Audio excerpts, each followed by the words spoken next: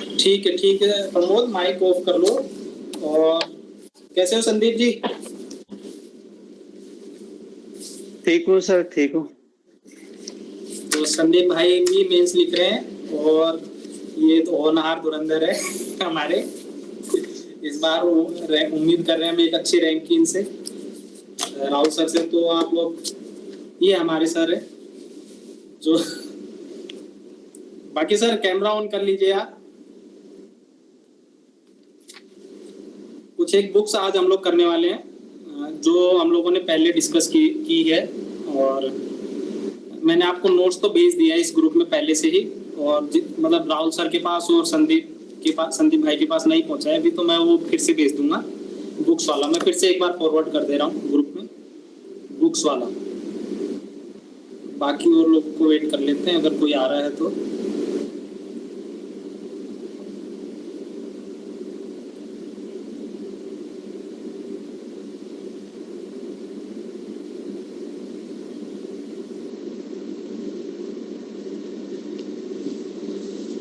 एक बार ना उसको फिर से देख लीजिए राहुल सर आप, वो भेज दिया है मैंने, ठीक है। इसका पीपीटी निकाल लीजिए, मतलब वो पीडीएफ निकाल लीजिए, पीडीएफ खोल लीजिए आप सब लोग। मैं बस एक एक चीजें करवाता जाऊंगा और उनका यूटिलाइजेशन बताता जाऊंगा।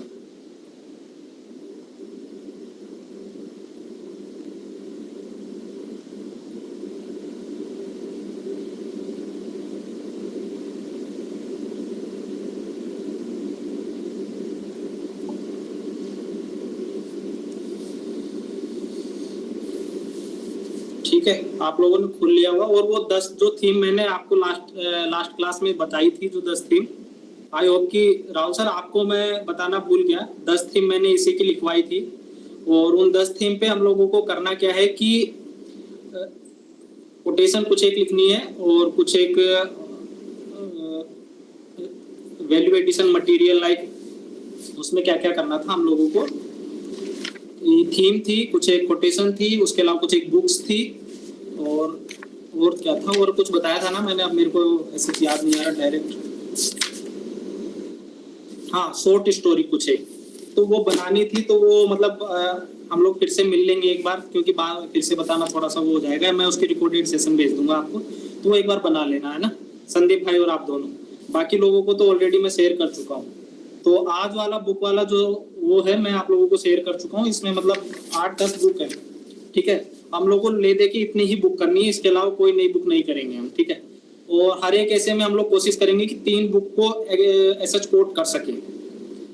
जैसे कि 21 लेसन फॉर द 21 सेंचुरी वाली जो बुक है, यू ऑल नो RRA, ये तो एक ऐसे में अपने को 100% यूज करनी है। इसमें 21 टॉपिक दिए हुए हैं, 21 टॉपिक से बाहर ऐसे आएगा नहीं, तो हम लोग उसमें से एक को कनेक्ट कर ही देंगे कैसे न कैसे, ठीक है। उसके बाद कुछ एक और बुक है जो मैं आप लोगों को मतलब इसमें अभी करवा देता हूँ स्क्रीन शेयर करने के साथ।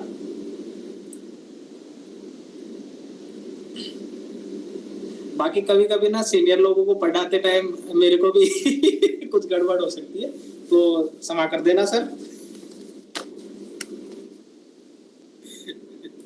ठीक है।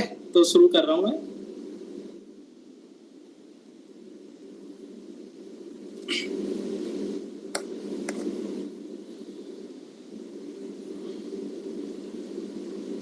हाँ, आज ओनली बुक वाला सेशन ही हम लोग करेंगे, इसके अलावा कुछ नया नहीं करेंगे, क्योंकि और अब हम लोग ऐसे के बाद इस वीक के एंड के बाद ना हम लोग शुरू करेंगे एथिक्स पेपर 4, और वो हम लोग जल्दी ही शुरू कर देंगे। ये मान के चलिए कि अप्रोक्स हम लोग कल से, प्लान ये है कि कल से हम लोग एथिक्स शुरू कर दें।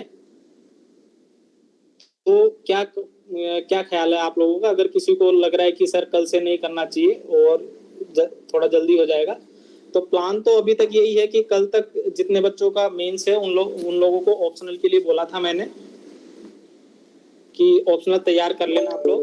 1 मिनट,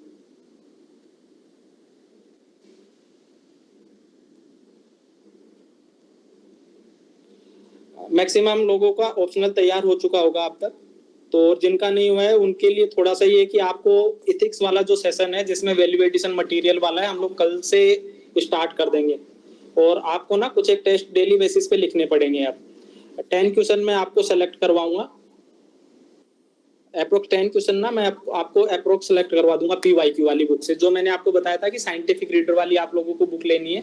उसमें मैं 10 क्वेश्चन हर मतलब मान लीजिए अगर हम लोग 3 दिन में मिलेंगे तो 30 क्वेश्चन मैं आपको ऑलरेडी सेलेक्ट करवा दूंगा एक सेशन में, ठीक है। उसके बाद 3 दिन तक आप मेरे को कंटिन्यूस वो 30 क्वेश्चन 10-10 क्वेश्चन का सेट डेली लिख के भेजेंगे, ठीक है। सभी लोगों के लिए ये मैंडेटरी है भाई, मेंस तक, है ना।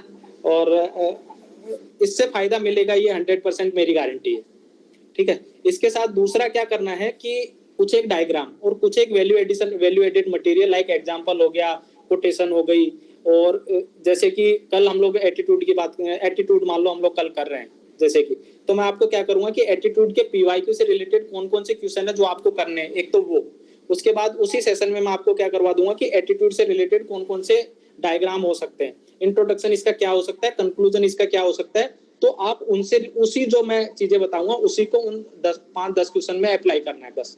और इसके अलावा आपकी इनोवेटिव थीम अपने अनुसार अप्लाई करते रहना। बाकी मुझे पता है कि यहाँ पे काफी इनोवेटिव लोग हैं तो वो काफी अच्छा कर लेंगे, ठीक है। तो अभी हम लोग ये बुक वाला सेशन देखेंगे। इसमें बुक्स आपको पेपर 4 में भी यही बुक्स यूज करनी है। पेपर 4 में भी जैसे मान लो आपका आता है एजुकेशन, कोई फेक न्यूज से रिलेटेड कोई क्वेश्चन आ जाता है, केस स्टडी में फेक न्यूज से रिलेटेड कोई केस स्टडी आ जाती है, तो वहां पे भी अपने को सेम बुक को as a value addition material की तरह यूज करना है।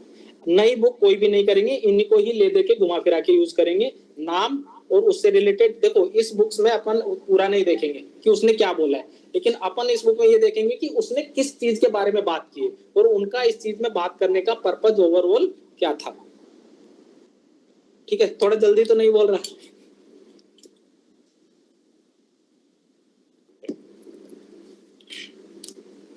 ठीक है। तो शुरू करते हैं। पहली बुक युवाल नोआ हरारे। हमको एक ऐसे में यूज करना है और इथिक्स के पेपर में पक्का यूज करना है, और जहाँ पे भी यूज हो जाए, पेपर 3 में आतंकवाद से रिलेटेड यूज हो जाए वहां पे करना है। जहाँ पे अपने को मौका मिलेगा ना चारों पेपर और ऐसे में, वहां हम इसको यूज करेंगे। अब मैं उसके ना जैसे कि वे फॉरवर्ड आ गया, अब 21 लेसन फॉर 21 सेंचुरी, इसमें इन लोगों ने मान लो आतंकवाद के बारे में, मान लो पेपर 3 में आतंकवाद भी क्वेश्चन आ जाता है, तो अपन उसका कंक्लूजन में ये डाल सकते हैं कि भाई वे फॉरवर्ड में हम लोग ये डाल सकते हैं कि आतंकवाद को अगर हमको जड़ से समाप्त करना है तो उसको पब्लिसिटी मत दो। और युवाल नोआ हरारे अपनी इस बुक में यही कहता है कि अगर आपको आतंकवाद को समाप्त करना है तो उसको पब्लिसिटी बिल्कुल मत दो, और वही उसमें न्यूजीलैंड वाला क्राइस्टचर्च वाला केस स्टडी डाल देंगे, ठीक है। और इसमें यह कहता है कि आतंकवाद का ओवरऑल पर्पज क्या है, ये वाला एस्पेक्ट की बात कर रहा हूं मैं पहले। आतंकवाद का ओवरऑल पर्पज क्या है कि सरकार को गलत निर्णय लेने के लिए मजबूर करे, अपनी मांगे मनवाने के लिए हिंसा का प्रयोग करते हैं। तो उस हिंसा को अगर हम उनको पहचान ही नहीं देंगे, अब हम उनको रिकॉग्नाइज ही नहीं करेंगे, तो उनका ओवरऑल पर्पज ही डिफीट हो जाएगा। और हमको पर्पज डिफीट करना है, ना कि हमको मास लेवल पर। अब यहाँ पे ना 2 टाइप के अप्रोच वहां पे यूज कर सकते हो, एक तो ह्यूमैनिटेरियन अप्रोच है और एक स्टेट बेस्ड अप्रोच है। स्टेट बेस्ड अप्रोच कहती है कि स्टेट की सुरक्षा प्राइमरी फेसिया है, और वहां पे राज्य की सुरक्षा के लिए हमको किसी की हत्या करनी पड़े तो हम कर सकते हैं, ठीक है। लेकिन दूसरा एस्पेक्ट कहता है ह्यूमैनिटेरियन अप्रोच कि वो भी ह्यूमन है और उसको सुधरने का एक मौका दिया जाए। ये बात अलग है कि उसको इतनी पब्लिसिटी मत दो और उसको इस तरीके से सप्रेस करो कि मार्केट में उसका मतलब बाजार में उसको या लोगों को उसका पता भी ना चले और उस समस्या का समाधान भी कर सके। तो ये दोनों वे फॉरवर्ड में हम लोग इसको ऐड करके, इस बुक को ऐड करके, अगर आपके पास कंटेंट का इश्यू तो इस बुक को और राइटर को ऐड करके कंक्लूड यहाँ पे कर सकते हैं। अगर निबंध में भी इससे रिलेटेड कुछ आता है तो अपन इसको ऐड कर सकते हैं। आई होप कि ये मैंने क्लियर कर दिया कैसे यूज करना है, कहाँ यूज करना है, ठीक है। अगला हम बात कर रहे हैं इंटरनेट की। 21 लेसन फ्रॉम 21 सेंचुरी में युवाल नोआ हरारे कहता है कि भाई इंटरनेट ना एक नया वो एस्पेक्ट लेगा। अब यहीं पे जैसे ही इंटरनेट की बात आती है, युवाल नोआ हरारे हो गए और एक एल्विन टफलर हो गए। एल्विन टफलर की बुक का नाम है द थर्ड वेव, देखो यहाँ पे है एल्विन टफलर द थर्ड वेव, इनकी बुक का नाम है। थर्ड वेव में एल्विन टफलर कहते हैं कि अभी तक जो 3 क्रांति आई हैं अब तक, पहली क्रांति थी जो औद्योगिक क्रांति थी, दूसरी क्रांति थी जो फिर से इंजन वाली, जो जिसको मशीनरी वाली बोलते हैं, और तीसरी क्रांति है ये जो हम लोग बात करते हैं इंफॉर्मेशन टेक्नोलॉजी वाली। और इंफॉर्मेशन टेक्नोलॉजी वाली जो औद्योगिक क्रांति है, सॉरी भाई साहब बहुत असर पड़ता है सर सीनियर लोगों को पढ़ाने का। भूल जाता हूँ मैं आपकी शक्ल देखते देखते। ठीक है सर, है ना, कोई बात नहीं, इतना चला लेना। ठीक है, द थर्ड वेव की बात कर रहा हूँ मैं। द थर्ड वेव, एल्विन टफलर कहता है कि जो तीसरी औद्योगिक क्रांति है ना, उसमें हम लोग बात करेंगे किसकी, कि भाई ये नवीन टेक्नोलॉजी औद्योगिक मतलब सूचना क्रांति है, इसमें भारत के पास सबसे अच्छा मौका है और उसका जो लीडर होगा ना वो इंडिया होगा इंफॉर्मेशन टेक्नोलॉजी का। तो यहाँ पे अगर इंडिया की बढ़ाई करनी हो, आपको इंडिया के बारे में धुआंधार तारीफ करनी हो, तो एल्विन टफलर थर्ड वेव वहां पे यूज करो। इंफॉर्मेशन टेक्नोलॉजी जहाँ पे भी यूज आ जाए, सर्विस सेक्टर की बात आ जाए, एल्विन टफलर को यूज करना है अपने को। किसी भी कहीं पे भी क्वेश्चन आए अपना, ऐसे में आए, पेपर 2 में आए, पेपर 3 में आए, जहाँ पे भी आए, आपको जहाँ पे भी यूज करना हो। ठीक है, फिर से हम लोग इस बुक पे आ जाते हैं, बिग डेटा की बात कर लेते हैं हम लोग। ठीक है, उसके बाद हाँ, बिग डेटा के लिए 2 बुक है इनकी, युval नोआ हरारे की। एक तो होमो डुअस है और एक 21 लेसन है। होमो डुअस को अगर आपने एक ऐसे में होमो डुअस 21 लेसन यूज कर ली और आपको लगता है कि मेरे को कोई बुक याद नहीं आ रही या मेरे को कोई राइटर याद नहीं आ रहा, तो इनकी ही दूसरी बुक का नाम है होमो डुअस। ठीक है, होमो डुअस का मतलब है कि होमो सेपियंस इनकी बुक का नाम होगा, आपको पता होगा कि पहले हम सेपियंस थे, लेकिन हम लोगों को टेक्नोलॉजी ने इतना एडवांस कर दिया कि हम लोग खुद को मैनिपुलेट कर सकते हैं, खुद का फ्यूचर खुद डिसाइड कर सकते हैं। ठीक है, तो उसकी बात करता है होमो डुअस में। ठीक है, तो उसको हम लोग होमो डुअस में ये कहते हैं कि भाई देखो, होमो डुअस ना, एक तो होता है नॉर्मल लाइफ, ठीक है, एक होती है मिंटोस जिंदगी। मिंटोस जिंदगी मतलब नॉर्मल जिंदगी में हमारा भगवान सब कुछ होता था, ठीक है, धर्म सब कुछ होता था। लेकिन अब क्या होगा, डेटा नया रिलीजियन बन जाएगा, क्योंकि जो भी हमको काम करना होगा, जो भी हमको इंफॉर्मेशन निकालनी होगी, वो हम डेटा से ही निकाल पाएंगे। जैसे फेसबुक के कैम्ब्रिज एनालिटिका वाला मुद्दा यहाँ पे डाल सकते हो आप, मीडिया पे जैसे आता है, दोनों एस्पेक्ट डाल सकते हो, होमो डुअस, कैम्ब्रिज एनालिटिका और बिग डेटा। ठीक है, फिर से इंटरनेट आपस में,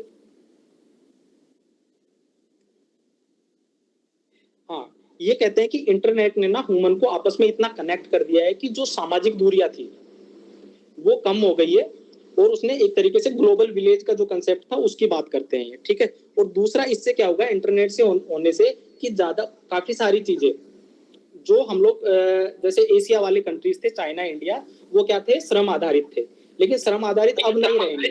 क्यों? क्योंकि लेबर की जगह ह्यूमन ह्यूमन ह्यूमन मानव श्रम की जगह क्या हो जाएगा कि टेक्नोलॉजी उसको रिप्लेस कर देगी। और जो लो एक्सपर्टीज वाले क्षेत्र हैं उनमें क्या रहेगा, ह्यूमन को रिप्लेस कर देगी टेक्नोलॉजी। और वहां पे बात करेंगे, फिर यहाँ पे ये बात करेंगे ट्रॉली सिद्धांत की, कि रोबोट ही ह्यूमन की जगह ले लेगा कम लो उसमें, और फिर वहां पे क्या हो जाएगी, बेरोजगारी आ जाएगी। और जैसे ही बेरोजगारी पे अगर मान लो आपको कुछ लिखना हो, फिर से आपको ये बुक याद आ जाएगी। नॉलेज बेस इकोनॉमी पे आ जाएगा, फिर आपको ये बात आ जाएगी, ये बुक काम आ जाएगी।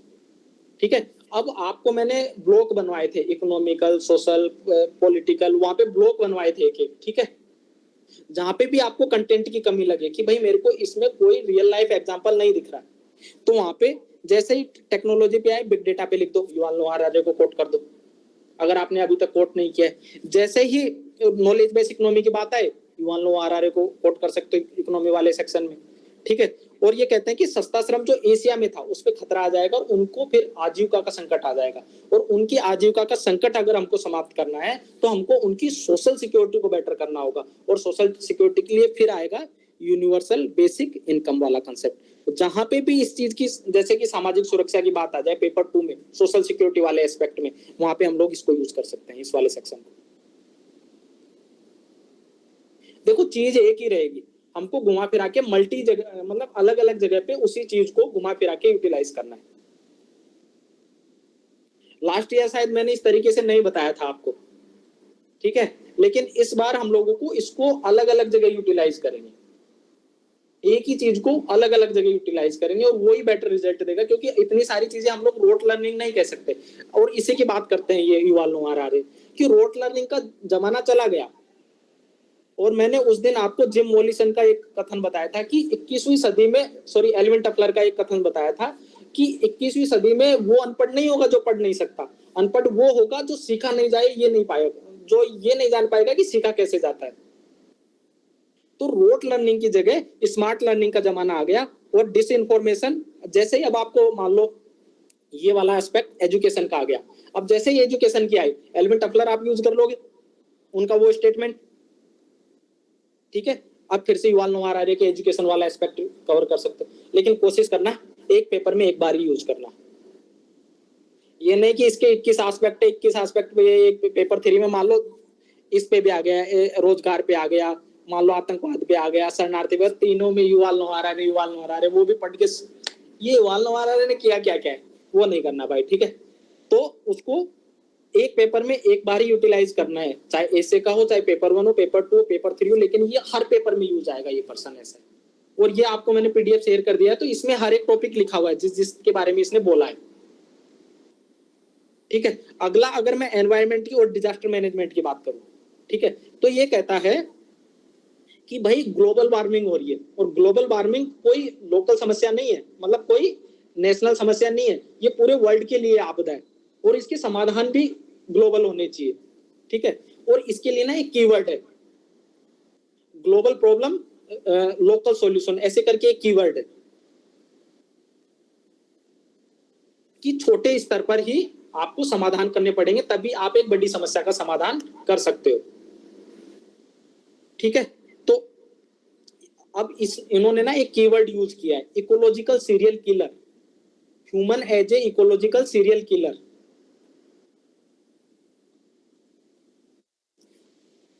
होमो sapiens as a ecological serial killer का ये अपने आप में एक कीवर्ड हो जाएगा। जहां पे भी आप एनवायरनमेंट में यूज करो, जहां पे भी आपको कंक्लूजन यूज करना हो, अब एनवायरनमेंट का आपको मान लो कंक्लूजन करना है, ठीक है, तो आप इसको कर सकते हो। मानव को आज इकोलॉजिकल सीरियल किलर से आगे जाकर पर्यावरण सुरक्षा, वसुधैव कुटुंबकम, जो भी आप लिखना चाहते हो कीवर्ड, एनवायरमेंटलिस्ट या जो भी आपको एक कीवर्ड मिल रहा है अच्छा सा, उसमें कन्वर्ट करने की बोल दो कि वो करने की जरूरत है। तो अपने आप में कंक्लूजन में दोनों कीवर्ड भी हो गए और ये चीज भी हो गई। और उससे अच्छा युval नोआ हरारे को कोट कर दो कि ह्यूमन इकोलॉजिकल सीरियल किलर से ये अच्छा बनने की जरूरत है, तो एनवायरमेंट वाले का कंक्लूजन हो गया। आई होप कि इतना क्लियर हो रहा होगा, ठीक है। Yes sir.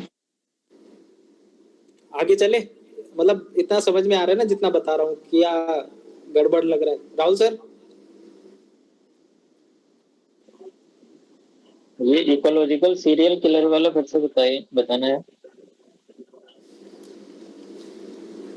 देखो हम क्या कर रहे हैं, इस कंसेप्ट को मैं पूरा डिटेल से ऐसे करता हूँ। देखो हम लोगों ने क्या किया, सेकंड इंडस्ट्रियल रिवोल्यूशन आया, उसके बाद हम लोगों ने क्या किया कि प्रदूषण इतना बढ़ गया कि हम लोगों को जो इकोलॉजिकल फुटप्रिंट है, जो कार्बन फुटप्रिंट है हमारा बढ़ गया है।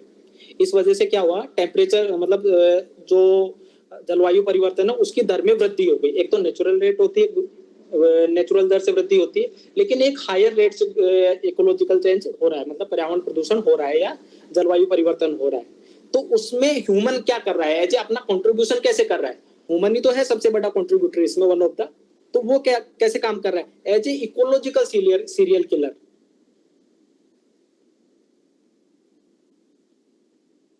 लेकिन इकोलॉजिकल सीरियल किलर से क्या बनने की जरूरत है, ईश वास्यम इदम सर्वम, गांधी जी का कोट, दोनों कनेक्ट हो गए। युval नोआ हरारे के इकोलॉजिकल सीरियल किलर से हमको ईश वास्यम इदम सर्वम की ओर अग्रसर होना है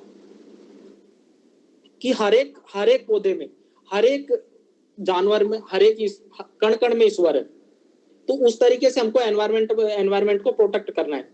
तो उस तरीके से हम इकोलॉजिकल सीरियल किलर से हम लोग एनवायरमेंट को सुरक्षित रखने में योगदान दे सकते हैं। तो एज ये कीवर्ड हो जाएगा दोनों में। तो इसको हम लोग कंक्लूजन में यूज कर सकते हैं पर्यावरण संरक्षण के लिए, अगर पेपर 3 का क्वेश्चन है। अगर निबंध में है तो ये अपने आप में दोनों एक कोटेशन की तरह यूज हो जाएगा और दोनों को अंडरलाइन कर सकते हैं। या आप कुछ और भी सोच सकते हो जो अच्छा कीवर्ड हो, मेरे को अगर इंग्लिश का नहीं आ रहा है तो।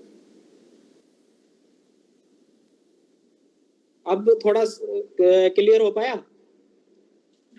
हाँ ब्रदर। ठीक है। बाकी ना फिर से मैं अलग से अगर कुछ और रहता है तो फिर मैं फिर से आपसे मिलके मैं करवा दूंगा सर। ठीक है, अगला बात करते हैं हम एजुकेशन वाले की हम लोग बात कर चुके हैं, एजुकेशन में हम लोग कैसे यूज करने हैं वो बात कर चुके हैं। अगली बात करते हैं फेक न्यूज की। फेक न्यूज हम लोगों ने एक मीडिया पे निबंध देखा था लास्ट वाले सेशन में हम लोगों ने बात की थी कि कैसे कैसे कीवर्ड यूज कर सकते हैं, राइट? ठीक है, Yes, तो sir. वहां अब युवाल नोआ हरारे कहता है कि हमारा दिमाग ना स्टोरी के रूप में वो करता है, प्रोसेस करता है चीजों को।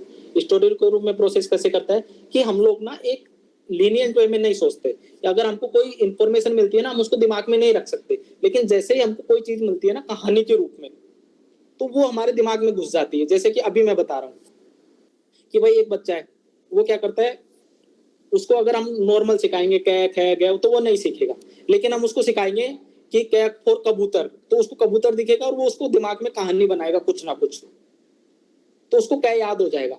ऐसे तो हमने ABCD सीखा ना, कै खे गए ऐसे ही सीखा, तो वो उसी की बात करते हैं। और पोस्ट ट्रूथ एरा मैंने आपको बताया था कि पोस्ट ट्रूथ एरा का मतलब है कि जो सत्य है ना उसको जो झूठ है उसको कहानी के रूप में पिरोकर ऐसे प्रस्तुत किया जाता है कि वो सत्य नजर आए, मतलब सच नजर आए 100%।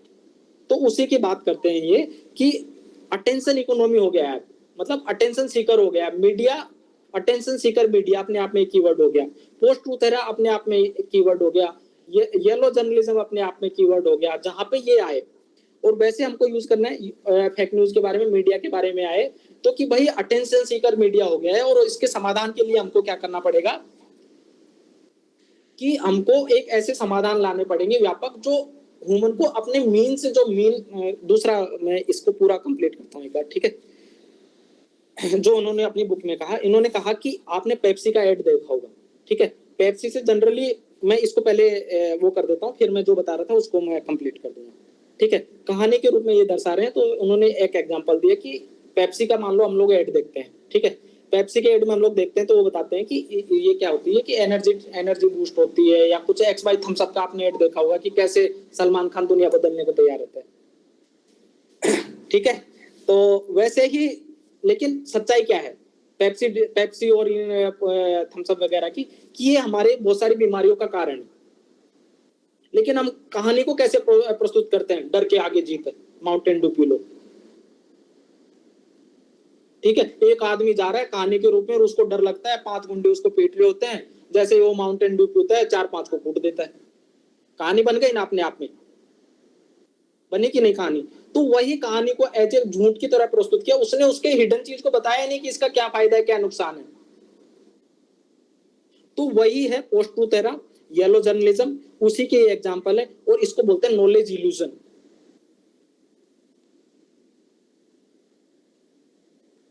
ठीक है, और इसका ओवरऑल इंपैक्ट क्या हो रहा है कि इसका ओवरऑल इंपैक्ट ये हो रहा है कि हम भौतिकवादी होते जा रहे हैं, और हमारी जो लाइफ की मीन है, जो लाइफ का गोल है, वो मिनिमाइज होता जा रहा है, छोटे होते जा रहे हैं। मेरे को आज उसका मर्डर करना है, बस यही मेरी लाइफ का गोल है। मेरे को बड़ा डॉन बनने का, यही मेरी लाइफ का गोल है। ये आपकी बात अलग है कि आप IAS बनना चाह रहे हो, सोसाइटी को सर्व करना चाह रहे हो, तो ये आपका वाइडर मीन हो गया। लेकिन आप जैसे बहुत सारे लोग नहीं है, मेरे जैसे लोग इसीलिए रहते हैं कि आज का खाना मिल गया, ठीक है आज खा के सो जाएंगे। तो मेरे जैसे लोगों का लाइफ मीन मिनिमाइज हो गया, ठीक है। तो इसका ओवरऑल फेक न्यूज का ओवरऑल मीनिंग क्या निकल रहा है कि मीन है वो ही एक तरीके से नेरो होता जा रहा है। तो अगर फेक न्यूज पे लिखना हो और फेक न्यूज का नेगेटिव एस्पेक्ट लिखना हो, या मीडिया के बारे में कुछ लिखना हो निबंध में, तो हम लोग युवाल नोआ हरारे को कोट कर सकते हैं इस कहानी के थ्रू, या कोई भी एग्जांपल इसको दे सकते हैं यहाँ से। अब आपको मान लो निबंध लिखना है, देखो मैंने कहानी बताई आपको, ठीक है। अब आपको इसको कैसे यूटिलाइजेशन करना मैं बताता हूँ। अब आपको मान लो कोई भी निबंध लिखना है, मीडिया के बारे में लिखना हो मान लो, और मीडिया की मान लो करप्ट मीडिया के बारे में लिखना हो, या कोई भ्रामक एड के बारे में लिखना हो, या उपभोक्ता जागरूकता के बारे में मान लो ऐसा कोई निबंध आ जाता है कुछ भी, ठीक है। तो आप ये डर के आगे जीत वाली कहानी को एज ए रोचक तरीके से प्रस्तुत कर सकते हो इंट्रोडक्शन में। ये शॉर्ट स्टोरी हो जाएगी अपने आप में, और फिर उसको कनेक्ट कर देना किससे, युवाल नोआ हरारे से, और उसकी बुक को ऐड कर देना, और बाद में फिर फ्लो बना देना क्वेश्चन मार्क लगा के। वो मैं ऑलरेडी आपको सिखा चुका हूं। इतना क्लियर है? Yes sir. आगे चले अब। Yes sir.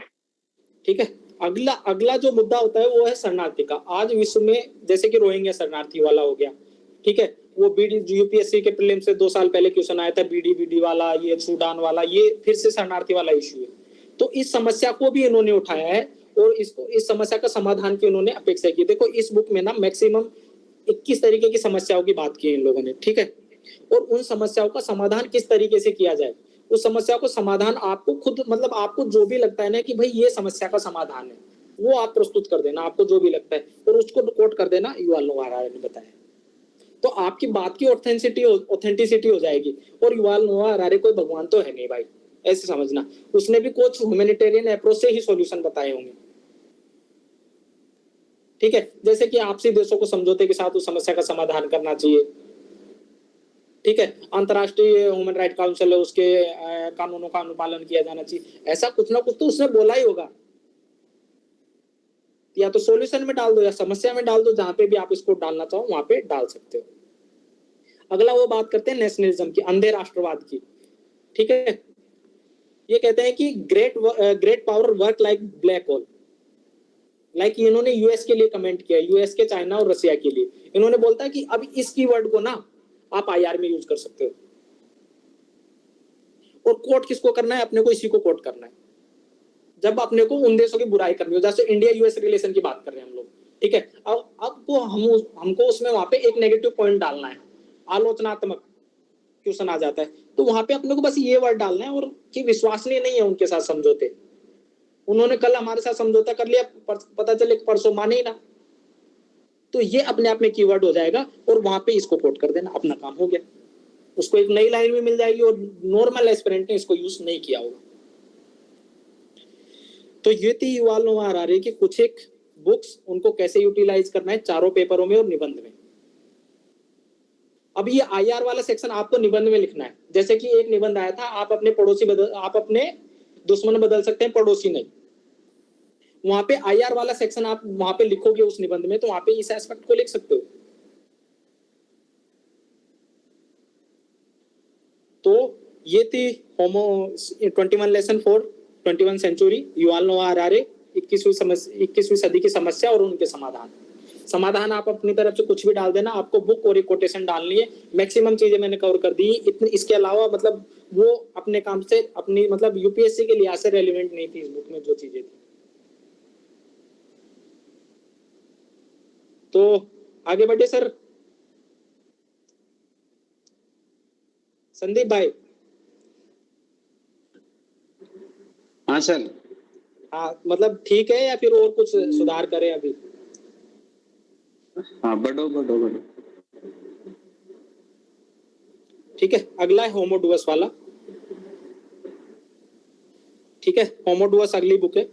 होमोडुअस की अगर मैं बात करूं, होमोडुअस सेम होमोसेपियंस से होमोडुअस तक की कहानी है। इसमें बोलते हैं कि इसको कहाँ यूज कर सकते हैं। एक तो धर्म के बारे में जहाँ पे भी क्वेश्चन आए, ठीक है।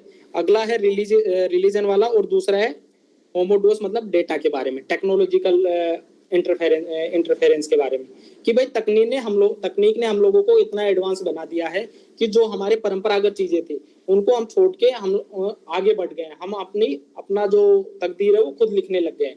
जैसे कि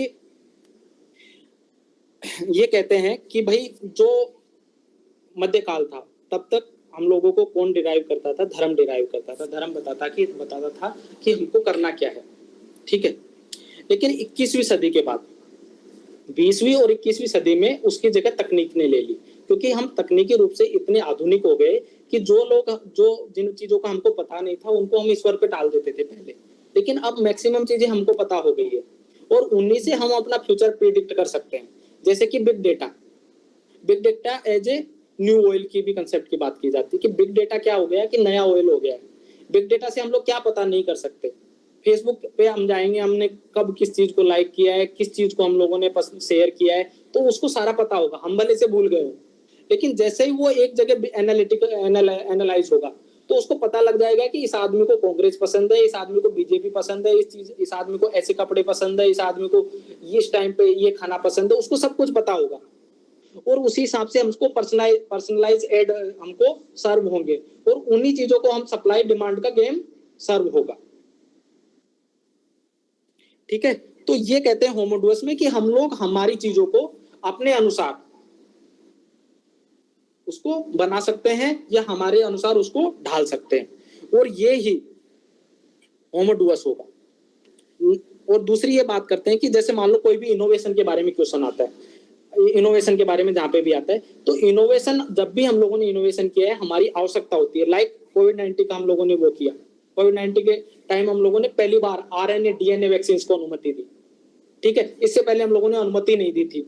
लाइक प्लास्टिक सर्जरी की बात करें तो सेकेंड वर्ल्ड वॉर के दौरान जो लोग परेशान, मतलब जिन लोगों को घाव हो गए थे, उनकी समस्या समाधान के लिए प्लास्टिक सर्जरी का यूज किया था। लेकिन आज वो क्या यूज आ रहा है? आज वो आ रहा है कि जो लिप है या जो कोई भी बॉडी पार्ट है उसकी सर्जरी करवाने के लिए, उसको सुंदरता दिखाने के लिए। जेनेटिक इंजीनियरिंग क्यों आई थी? कि वो इसलिए आई थी कि लोगों के जो जीन की समस्या है, जिन लोगों में जेनेटिक रोग है, उन समस्या को समाधान कर सके। लेकिन आज क्या हो रहा है? डिजाइनर बेबी हो रहा है। तो टेक्नोलॉजी का अति यूज एक हमको नकारात्मक एस्पेक्ट दर्शाता है, तो वहां पे आप इसको यूज कर सकते हो टेक्नोलॉजी वाले एस्पेक्ट में। ठीक है, अब यहाँ पे फ्री विल की बात करते हैं। फ्री विल आपको पता ही होगा कि हर एक आदमी का फ्री विल होता है, फ्री विल होना चाहिए, उदारवाद कहता है। और उदारवाद में ही इतनी तकनीक का विकास होना संभव हो पाया है और उसी से ह्यूमन को होमोडुअस तक बना दिया, होमो सेपियंस को होमोडुअस तक की यात्रा में उदारवाद का एक बड़ा रोल। और इससे क्या हुआ है कि जो हमारी परंपरागत संस्कृति है उसका विनाश हो गया है। जो हमारे परंपरागत मूल्य थे वो खत्म होते जा रहे हैं। हम ईश्वर में विश्वास करते तो वो हमारी आस्था खत्म होती जा रही है। हम तकनीक के गुलाम होते जा रहे हैं। अगर इन सारी चीजों के बारे में जब भी आपको लिखना हो तो यहाँ पे वो यूज कर सकते हो। जैसे लास्ट ईयर 2021 में एक निबंध आया था माया और भौतिकतावाद से रिलेटेड, कि अति किसी की भी अच्छी नहीं है। तो वहां पे भौतिकतावाद का जो नेगेटिव एस्पेक्ट थे वो यहाँ से दर्शा सकते थे। हम लोग इस बुक को कोट करते और इस चीज को दर्शा सकते थे ताकि हम लोग उसका नेगेटिव एस्पेक्ट दर्शा सकते थे। वहां पे फिर बाद में बैलेंस कर सकते थे। हाँ, तो इसमें कुछ एक चीजें तो नहीं बची। ठीक है, इसमें इतना ही है। एक ह्यूमैनिटेरियन अप्रोच की बात और की जाती है कि ह्यूमैनिटेरियन अप्रोच और जो पूंजीवाद है, इन दोनों ने मिलके धर्म की जो धारणा थी उसको तकनीक में, मतलब तकनीक पे आधारित बना दिया। जो धर्म की धारणा थी उसको धर्म पर आधारित। बस यही इसका एक एस्पेक्ट है, बाकी कुछ रहा तो नहीं होगा। ये कुछ एक ये है कि पहले हम लोग भगवान के भरोसे युद्ध नहीं करते थे। बहुत सारी समस्याएं हुआ करती थी, जैसे प्लेग हो गया, बहुत सारी समस्या, और उसमें हम लोग ईश्वर को दोषी मानते थे। लेकिन अब हम क्या हो गए हैं कि ईश्वर को दोषी नहीं मानते, हम तकनीक पर निर्भर हो गए। हम हमारी समस्याओं का समाधान खुद कर सकते हैं। लाइक बहुत सारा कोविड-19 प्लेग के टाइम उसका समाधान हम नहीं कर पाए थे इतना अच्छा जितना हम लोगों ने कोविड-19 के टाइम किया। ठीक है, तो उसी की बात करते हैं। और 1945 के बाद युद्ध नहीं हुआ, और वो क्यों नहीं हुआ? पहले हम लोग युद्ध क्यों नहीं करते थे? या ईश्वर के या धर्म के लिए हम लोग युद्ध करते थे कि हमारा धर्म को प्रसार करेंगे, हमारा ईश्वर की वो करने के लिए बहुत सारे युद्ध हुए। लेकिन 1945 के बाद जैसे ही परमाणु हथियार का निर्माण हुआ वैसे ही युद्ध शांत हो गई। अब ये टेक्नोलॉजी का पॉजिटिव एस्पेक्ट हो गया। तो दोनों पॉजिटिव नेगेटिव एस्पेक्ट इस बुक के थ्रू दर्शा सकते हैं टेक्नोलॉजी वाले एस्पेक्ट में। ठीक है, इसको हम लोग भौतिकवाद और जो परंपरागत भारतीय दर्शन है उसमें भी तुलना करने के लिए इस बुक को दर्शा सकते हैं। इथिक्स में यूज हो जाएगी, पेपर 3 टेक्नोलॉजी वाले में नेगेटिव एस्पेक्ट दिखाने के लिए इसको यूज हो जाएगा, और निबंध में तो यूज हो ही जाएगी कहीं ना कहीं।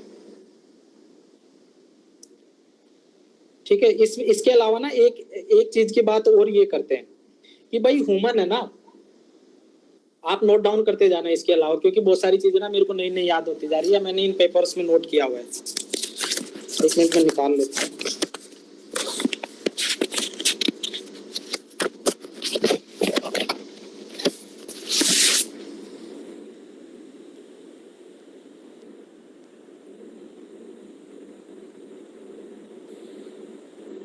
हाँ, इसमें ना एक एस्पेक्ट ये था कि जो टेक्नोलॉजी है ना, इसका एक टाइम के बाद ना जो लाभ है वो कुछ सर्टेन लोगों को ही मिल पाता है।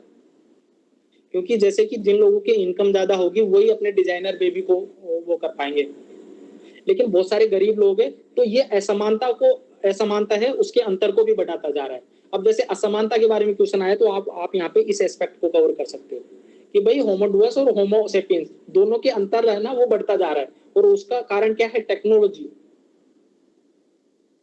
तो इस एस्पेक्ट को भी आप कवर कर सकते हैं। और दूसरा ना एक एस्पेक्ट और है कि भाई हमारे पास जो संसाधन है वो तो लिमिटेड है, ठीक है, और एनर्जी है वो भी लिमिटेड है, लेकिन हमारे पास जो आइडियाज है ना वो इनोवेटिव बनते जाते हैं। जैसे ही आपके बारे में आइडियाज के बारे में कोई एस्पेक्ट आता है, एनर्जी के बारे में आता है या संसाधन के बारे में आता है, तो वहां पे आप तीनों में इस कंसेप्ट को यूज कर सकते हैं कि हम जो इनोवेटिव आइडियाज है उसी एनर्जी को और उन्हीं संसाधनों को किन विभिन्न तरीकों से अपने यूटिलाइजेशन कर सकते हैं। ह्यूमन की वो जो क्षमता थी उसको टेक्नोलॉजी ने और ज्यादा बढ़ा दिया है।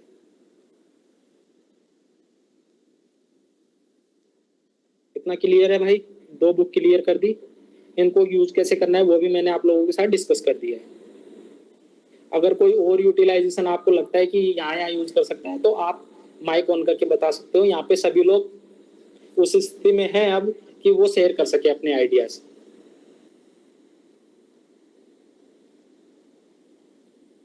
आई होप कि मैंने 40 मिनट का सेशन बोला था और 40 मिनट हो गए, लेकिन बुक हुई है 2। हाँ, आप बता सकते हैं अगर आपको लगता है कि और कोई नए इनोवेटिव यूज कर सकते हैं तो मेरे को भी थोड़ी हेल्प मिल जाएगी और बाकी लोगों को भी। हाँ, रिकॉर्डिंग मिल जाएगी।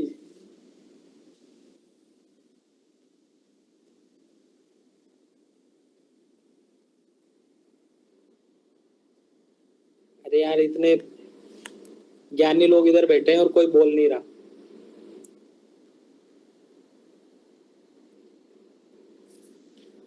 आशुतोष,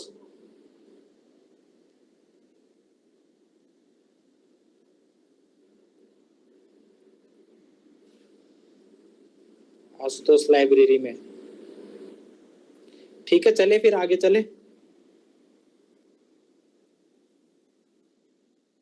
ठीक है, अगला है इंडिया बियॉन्ड 2020। ये किसकी बुक है आपको पता ही होगा इनके बारे में तो।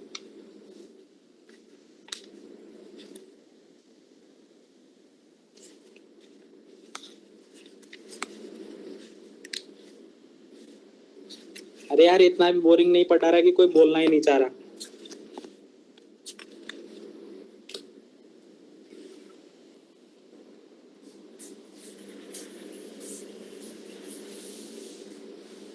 सर पढ़ाते रहो आप। अच्छा, बिल्कुल नहीं। ठीक है, मैं कुछ एक बुक्स जो नोट्स है वो ढूंढ रहा हूँ, इसीलिए बोल रहा था कि हाँ ठीक है। India beyond 2020। ठीक है, एक थिंकर तो अपना हो गया, कौन? युval नोआ हरारे जी। ठीक है, दोनों ऐसे में एक में तो यूज कर ही लेंगे, उनको कर लेंगे ना संदीप भाई? यस। ठीक है, अगला है इंडिया बियॉन्ड 2020। ठीक है, India beyond 2020 APJ Abdul Kalam की बुक है। इसको हम लोगों को यूज करना ही करना है, क्योंकि ये बुक कहती है 2020 के बाद का भारत क्या होगा और क्या होना चाहिए। ठीक है, जहां पे भी इसमें ना 3 सेक्टर देखो, एग्रीकल्चर जैसे कृषि हो गया, यहाँ पे उद्योग हो गया, और तीसरा हो गया सेवा।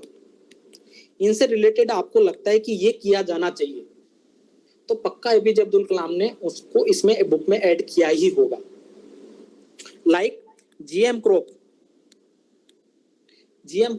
जो गैर खाद्य वस्तु है, जो मतलब खाने के अलावा की जो फसलें हैं उनमें हम लोग जीएम क्रॉप को बढ़ावा दे सकते हैं, क्योंकि ये जनरलाइज आइडिया है। तो एपीजे अब्दुल कलाम साहब ने इसमें इस चीज को ऐड किया ही है।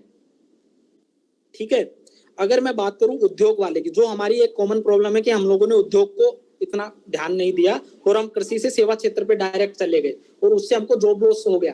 तो ये हम उन्होंने अपनी बुक में कोट किया है सीधा का सीधा, और इस समस्या का समाधान भी बताया कि हमको उद्योग क्षेत्र में बढ़ावा देना पड़ेगा। ठीक है, दूसरा एक बात करते हैं वो एजुकेशन की, इस बुक में शिक्षा की। इन तीनों क्षेत्र में आपको जो भी लगता है कि सुधार करने की जरूरत है, और जहाँ पे भी आपको लगे कि मेरे को पॉइंट याद नहीं आ रहा या मेरे को कंक्लूड करना है पेपर 3 में, तो वहां पे डायरेक्ट आपको अगर अच्छा कंक्लूजन नहीं मिल रहा, कीवर्ड नहीं मिल रहा, तो आप इस बुक से कंक्लूड कर सकते हो। ठीक है, अगर आपको जीरो, अगर जिसमें आपका जीरो इम्पैक्ट होगा ना, वहां पे 0.25 इंक्रीमेंट तो होगा ही होगा। ठीक है, अगला ये बात करते हैं इंडिया बियॉन्ड 2020 में कि 1991 के रिफॉर्म के बाद की बात करते हैं कि हम लोगों ने काफी बूम किया, और आईटी के सेक्टर में हम लोगों ने काफी अच्छा बूम किया, और सर्विस सेक्टर हम लोगों का वन ऑफ द बेस्ट हो गया। लेकिन उसका नुकसान ये रहा कि हम लोगों ने उद्योग के क्षेत्र को बढ़ावा नहीं दिया, और उससे क्या हो गया कि भाई बेरोजगारी की समस्या हो गई, और वहां से क्या बढ़ गई, असमानता। तो जहां पे भी इनसे रिलेटेड, इस तीनों चारों एस्पेक्ट से रिलेटेड जहां पे भी क्वेश्चन आता है, हम लोग इससे रिलेटेड इंडिया बियॉन्ड 2020 को कोटेशन कोट कर सकते हैं। ये अपना रेडीमेड मटेरियल हो गया कंक्लूजन का। इंट्रोडक्शन में, मतलब पेपर 3 इनमें इंट्रोडक्शन में यूज नहीं करेंगे, लेकिन कंक्लूजन में तो हम लोग यूज कर सकते हैं, या किसी आर्गुमेंट को सब्स्टिट्यूट करने के लिए हम लोग ये दे सकते हैं आर्गुमेंट। ठीक है, जहां पे अपने को कुछ भी नहीं मिल रहा वहां की मैं बात कर रहा हूँ। ठीक है, अगला बात करते हैं विनिर्माण क्षेत्र की, कि भाई हम लोग इलेक्ट्रॉनिक क्षेत्र है उसमें काफी पिछड़ रहे हैं, तो इसमें हमको बढ़ावा देने की जरूरत है। और जैसे कि सेमीकंडक्टर वाला को बढ़ावा देने के लिए मैन्युफैक्चरिंग हब बनाने की बात की, उसमें अलग से इंसेंटिव देने की बात की गई थी। तो वहां पे उसी को इंडिया बियॉन्ड 2020 को कोट कर सकते थे, अगर आपको कुछ भी नहीं आता तो मैं बात कर रहा हूँ। ठीक है, अगला ये कहते हैं कि आत्मनिर्भर भारत बनने की बात करते हैं, कि आत्मनिर्भर भारत बनाने की बात करते हैं।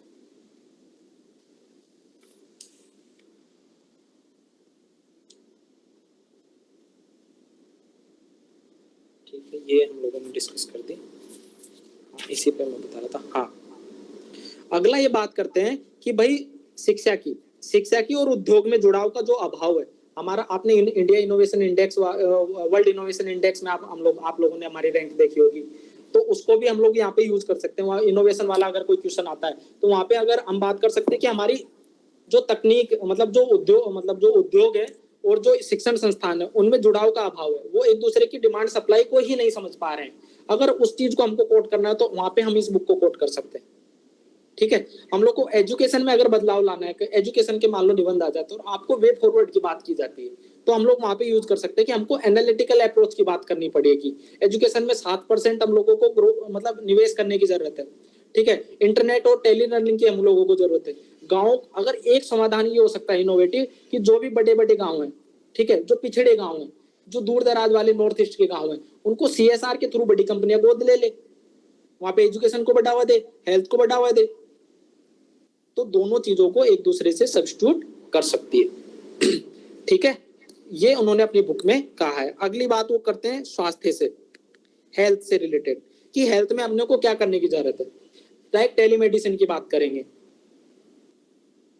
ठीक है, जैसे ई संजीवनी हो गया, उसकी उन्होंने सलाह दी थी।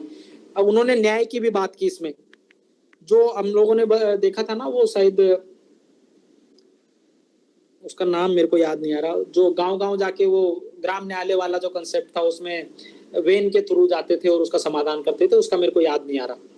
ठीक है, तो उनका कंसेप्ट भी उन्होंने दिया, तो एक पूरा वाला कंसेप्ट था।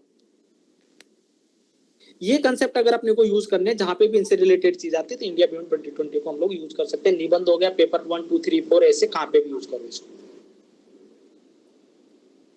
लेकिन ये बुक क्या करेगी, एक काम ये करेगी कि आपको ये दिखाएगी कि ये पर्सन एकेडमी के अलावा, एकेडमिक जो चीजें हैं उनके अलावा भी चीजें पढ़ रहा है और इसको नॉलेज है।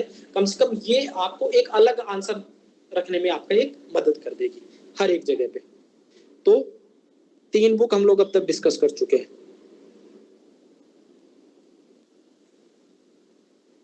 तो आगे चले।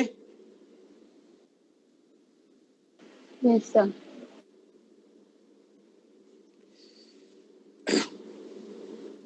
पहले इन बुक्स को करते हैं थोड़ा जल्दी, फिर उसके बाद लास्ट में, क्योंकि ये बुक है ना वो इतनी यूटिलाइज नहीं हो पाएगी, लेकिन हम जो ये बुक्स हैं इनको पहले हम लोग करेंगे क्योंकि ये ज्यादा यूज आती है। अब एल्विन टफलर की द थर्ड वेव मैंने आपको समझा दी किससे रिलेटेड है। जो भी AI से रिलेटेड आए, 5G आए, 6G आए, आर्टिफिशियल इंटेलिजेंस आए, इंटरनेट ऑफ थिंग्स आए, उससे रिलेटेड जो भी चीजें थी एल्विन टफलर ने ऑलरेडी अपनी बुक में बता दिया था। और थोड़ा सा ना एक बार विकिपीडिया कर लेना कि इन्होंने क्या क्या अपनी बुक में बताया है, आपको भी थोड़ा और अच्छे से आइडिया हो जाएगा। ठीक है, अगला है सैमुअल पी हंटिंगटन की क्लैश ऑफ सिविलाइजेशन। ये ना किसी, ये जितने भी उठाइए ना किसी टॉपर्स की कॉपी से उठाया है, ऐसे तो मैंने कोई बना के नहीं लिखी है भाई। ठीक है, टॉपर्स की कॉपी में कहीं पे मिल गई होगी, मैंने उठा ली और मैंने उनका विकिपीडिया कर लिया और उसी ज्ञान को मैं बांट रहा हूँ। मेरे को कोई सपना अपना तो आया नहीं था। ठीक है, तो सैमुअल पी हंटिंगटन की बात करें तो क्लैश ऑफ सिविलाइजेशन की बात की थी। तो क्लैश ऑफ सिविलाइजेशन का एस्पेक्ट हम लोग कहाँ यूज कर सकते हैं? आईआर वाले कंसेप्ट में, आईआर वाले क्वेश्चन में हम लोग यूज कर सकते हैं, चाइना वर्सेस यूएसए की बात की जाए। ठीक है, और आइडियोलॉजिकल जो वार थे उस पे भी हम लोग इसको याद मतलब यूज कर सकते हैं क्लैश ऑफ सिविलाइजेशन को। तो इन्होंने बोला था कि अगले युद्ध ना आगामी भविष्य में जो युद्ध होंगे वो सिविलाइजेशन के बेस पे होंगे, विचारधारा के आधार पर लड़ाइयां होंगी। अब एक कंसेप्ट था येलो, मेरे को पूरा वो याद नहीं आ रहा, येलो फियर करके ऐसे करके कोई कीवर्ड था जो इसी का इन्होंने ही यूज किया था उसमें।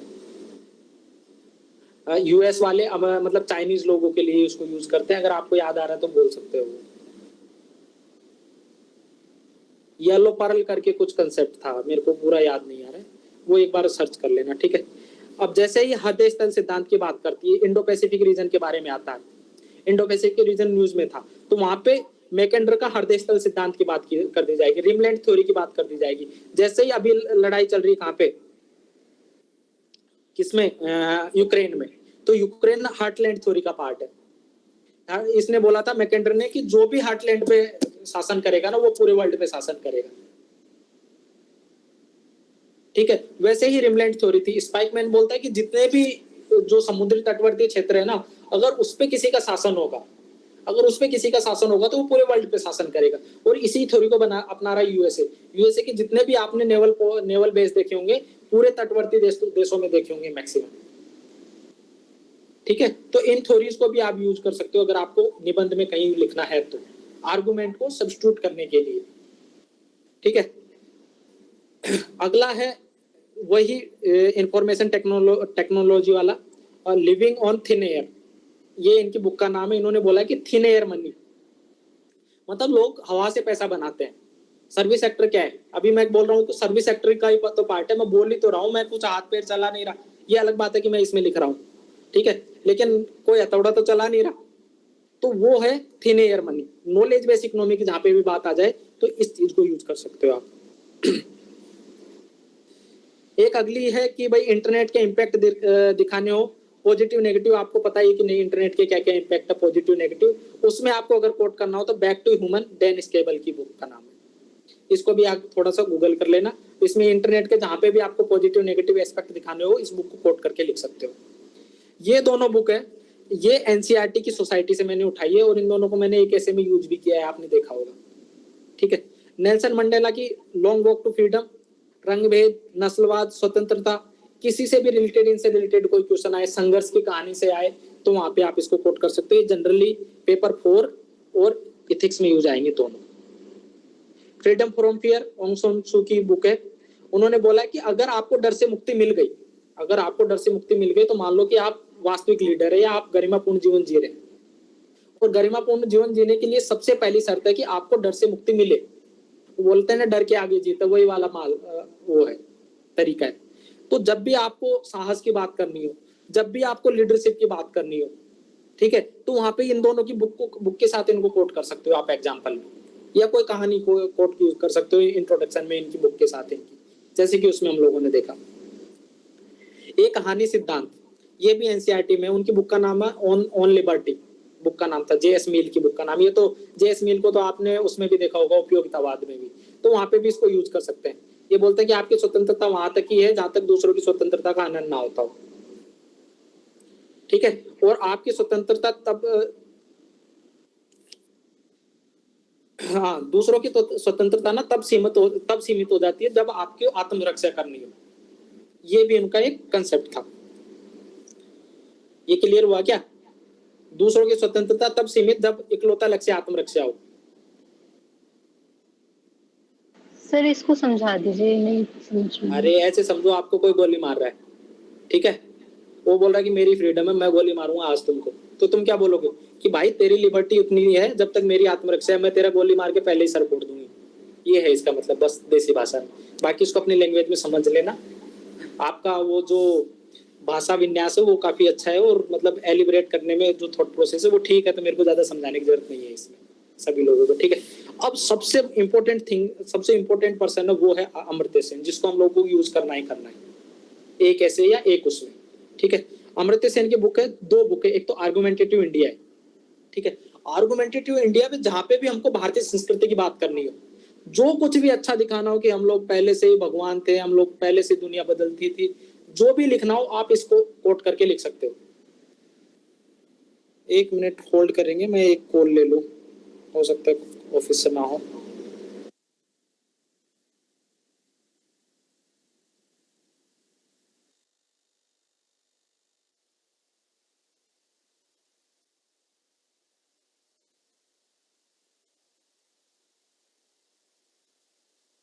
ठीक है, तो शुरू करते हैं हम लोग फिर से।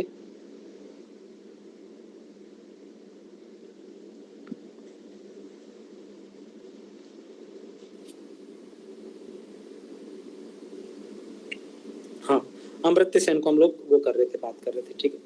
आवाज आ रही है मेरी? ठीक है, थोड़ा सा Yes, sir. लंबा सेशन चलेगा, लेकिन अब मैं क्या कर सकता हूँ यार, इतना डिटेल से बताना पड़ रहा है एक एक बुक को, तो लेकिन आप यूज करना भाई, अगले ऐसे में मैं देखूंगा ये सारी चीजें।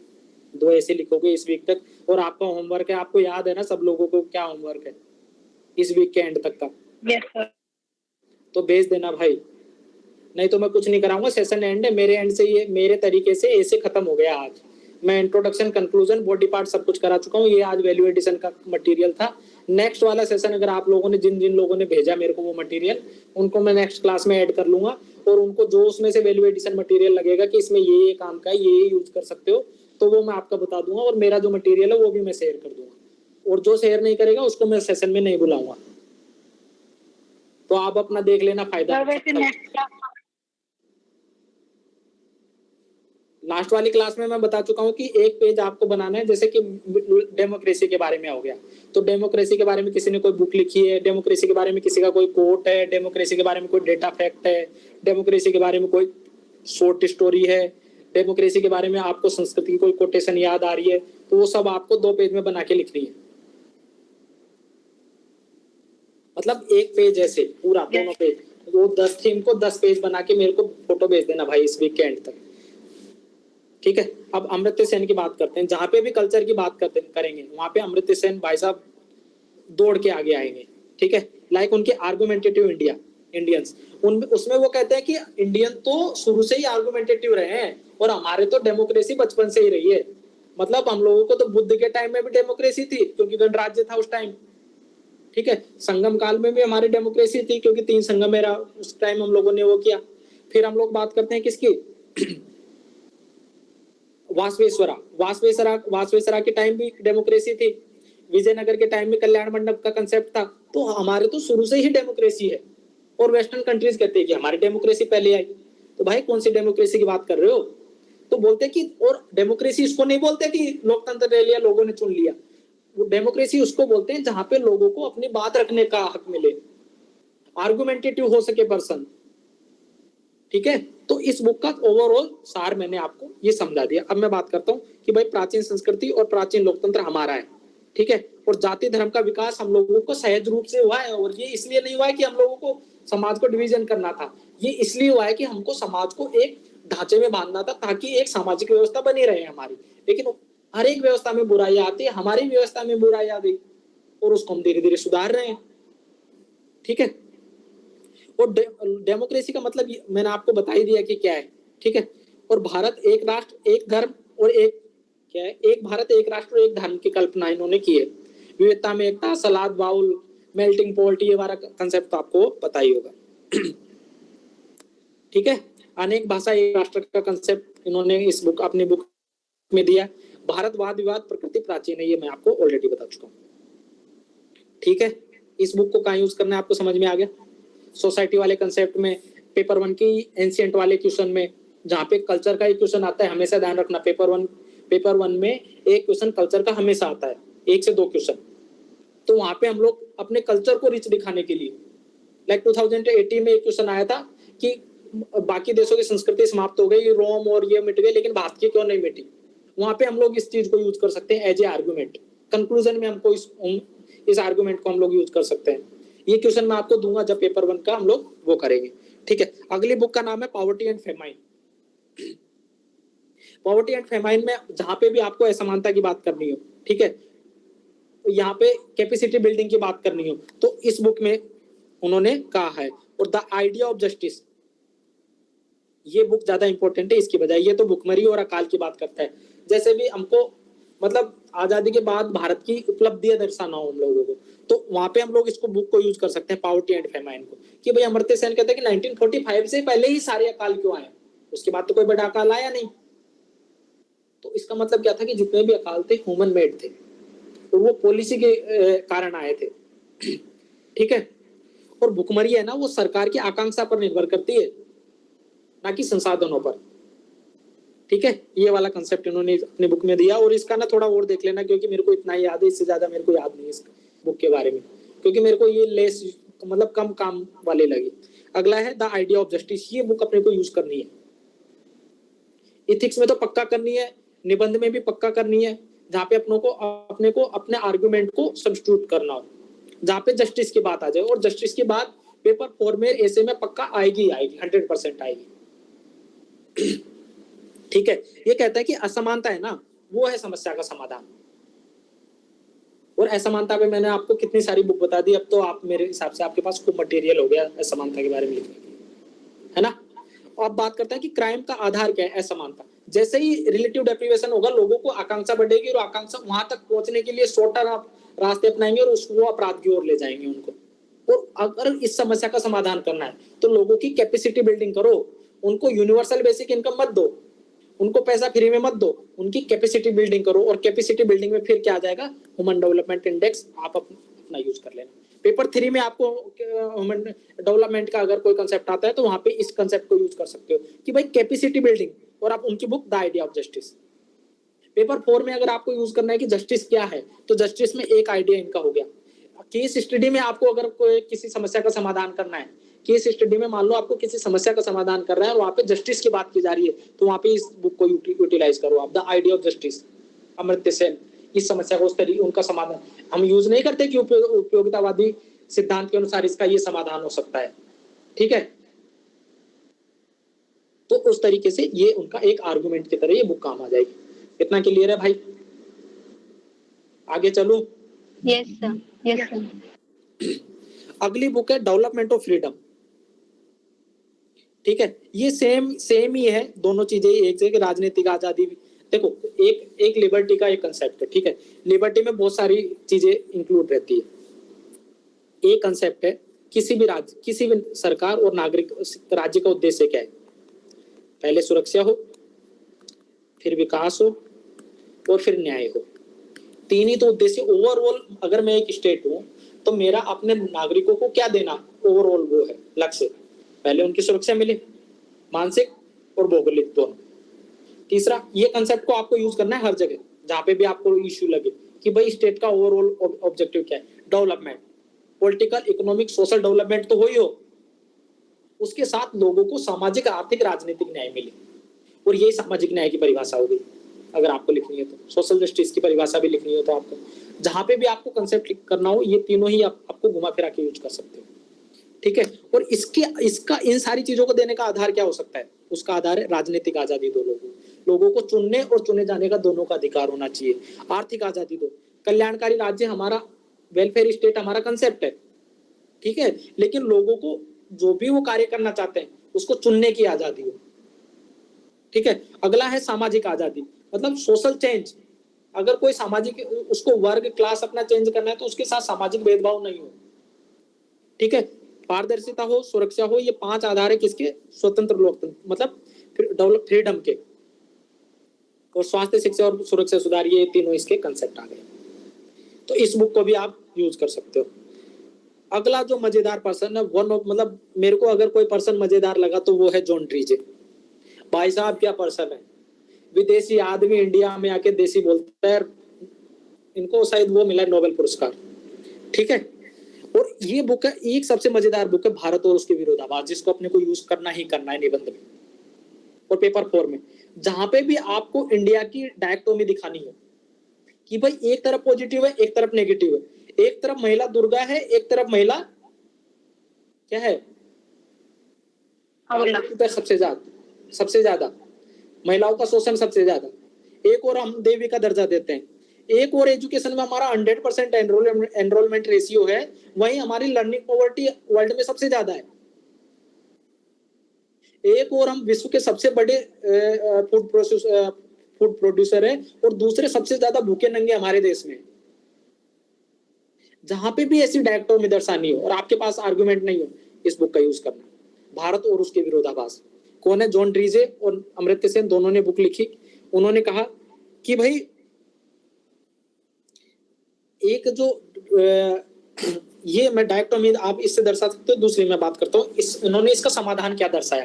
भाई ये समस्या तो है, आप दर्शा दोगे डायकोटोमी तो, लेकिन इन समस्याओं को समाधान भी तो होना चाहिए कुछ।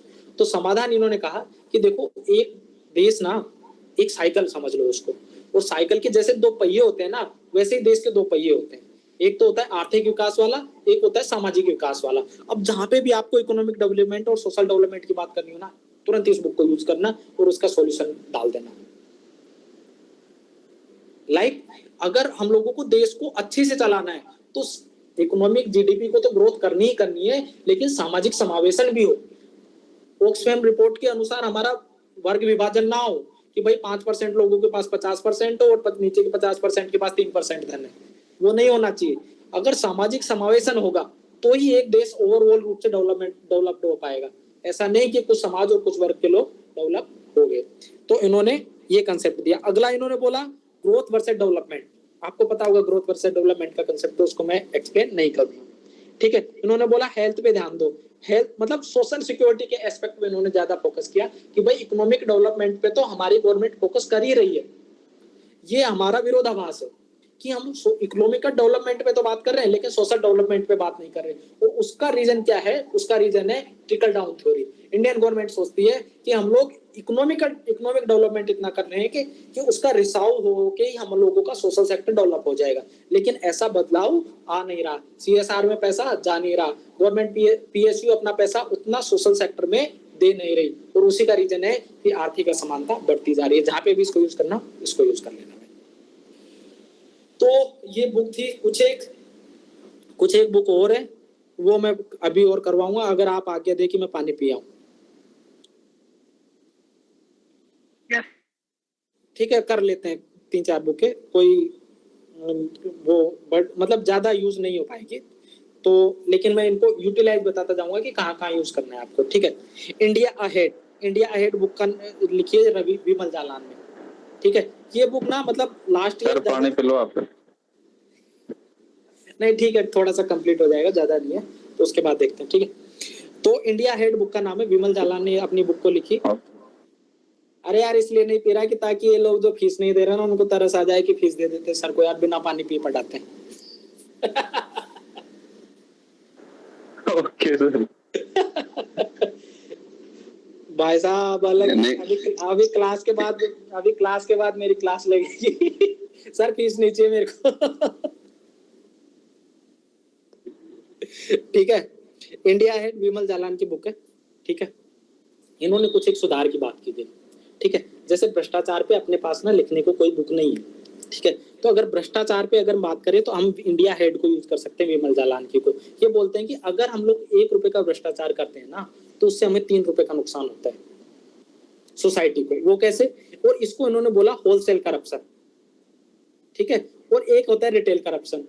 होलसेल करप्शन कैसे? कि जो बड़े कॉर्पोरेट है वो क्या करते हैं, व्यापक रूप से घोटाला करते हैं। और मैं आपको ना भ्रष्टाचार जब करवाऊंगा ना तो आपको एक साइकिल करवाऊंगा, इधर राजनेता, इधर राजनेता, इधर प्रशासन और इधर क्या था, उद्योगपति।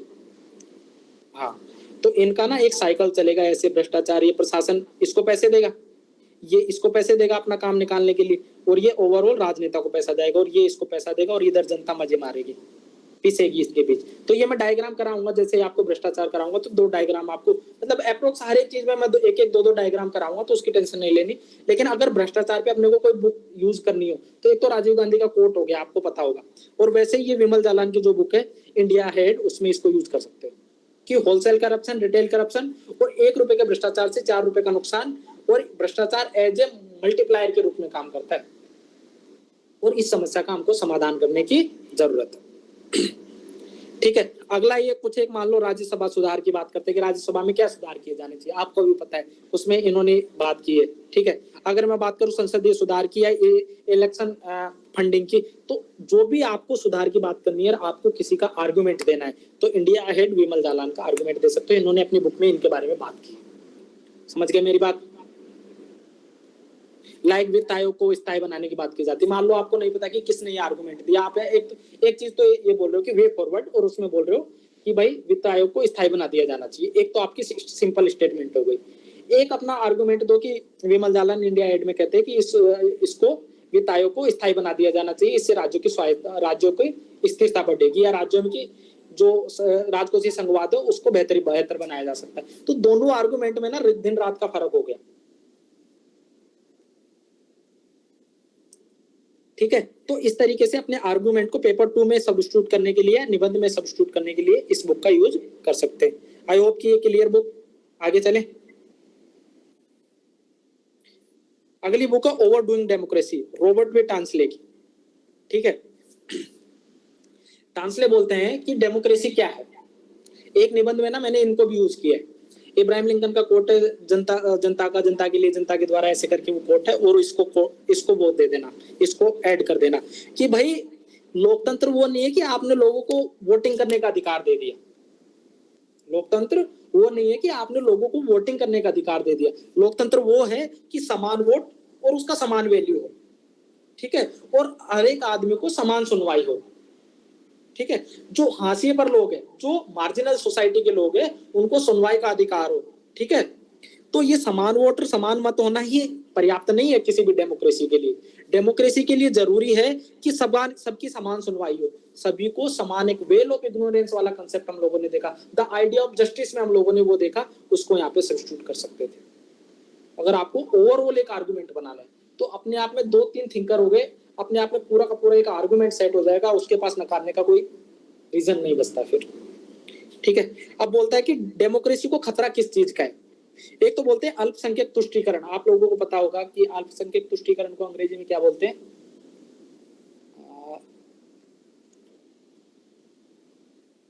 अंग्रेजी मीडियम राहुल सर बताएंगे अल्पसंख्यक तुष्टीकरण। अपीजमेंट वाला है। हाँ, ठीक है, विश्वास का ध्रुवीकरण की बात करते हैं ये। ठीक है, लोकतंत्र को खतरा किस चीज का हुआ। हम लोगों ने देखा फेक मीडिया, येलो जर्नलिज्म, वहां पे हम लोगों ने खतरा देखा। उन्हीं को लेकर घुमा फिरा के ये कहेंगे कि अब क्या हो गया कि विश्वास का जो लोगों का फेथ था उसको ही ये लोग ध्रुवीकृत कर देंगे। मतलब एक तरीके से उसको ही, ध्रुवीकरण की इंग्लिश अब मेरे को याद नहीं आ रही।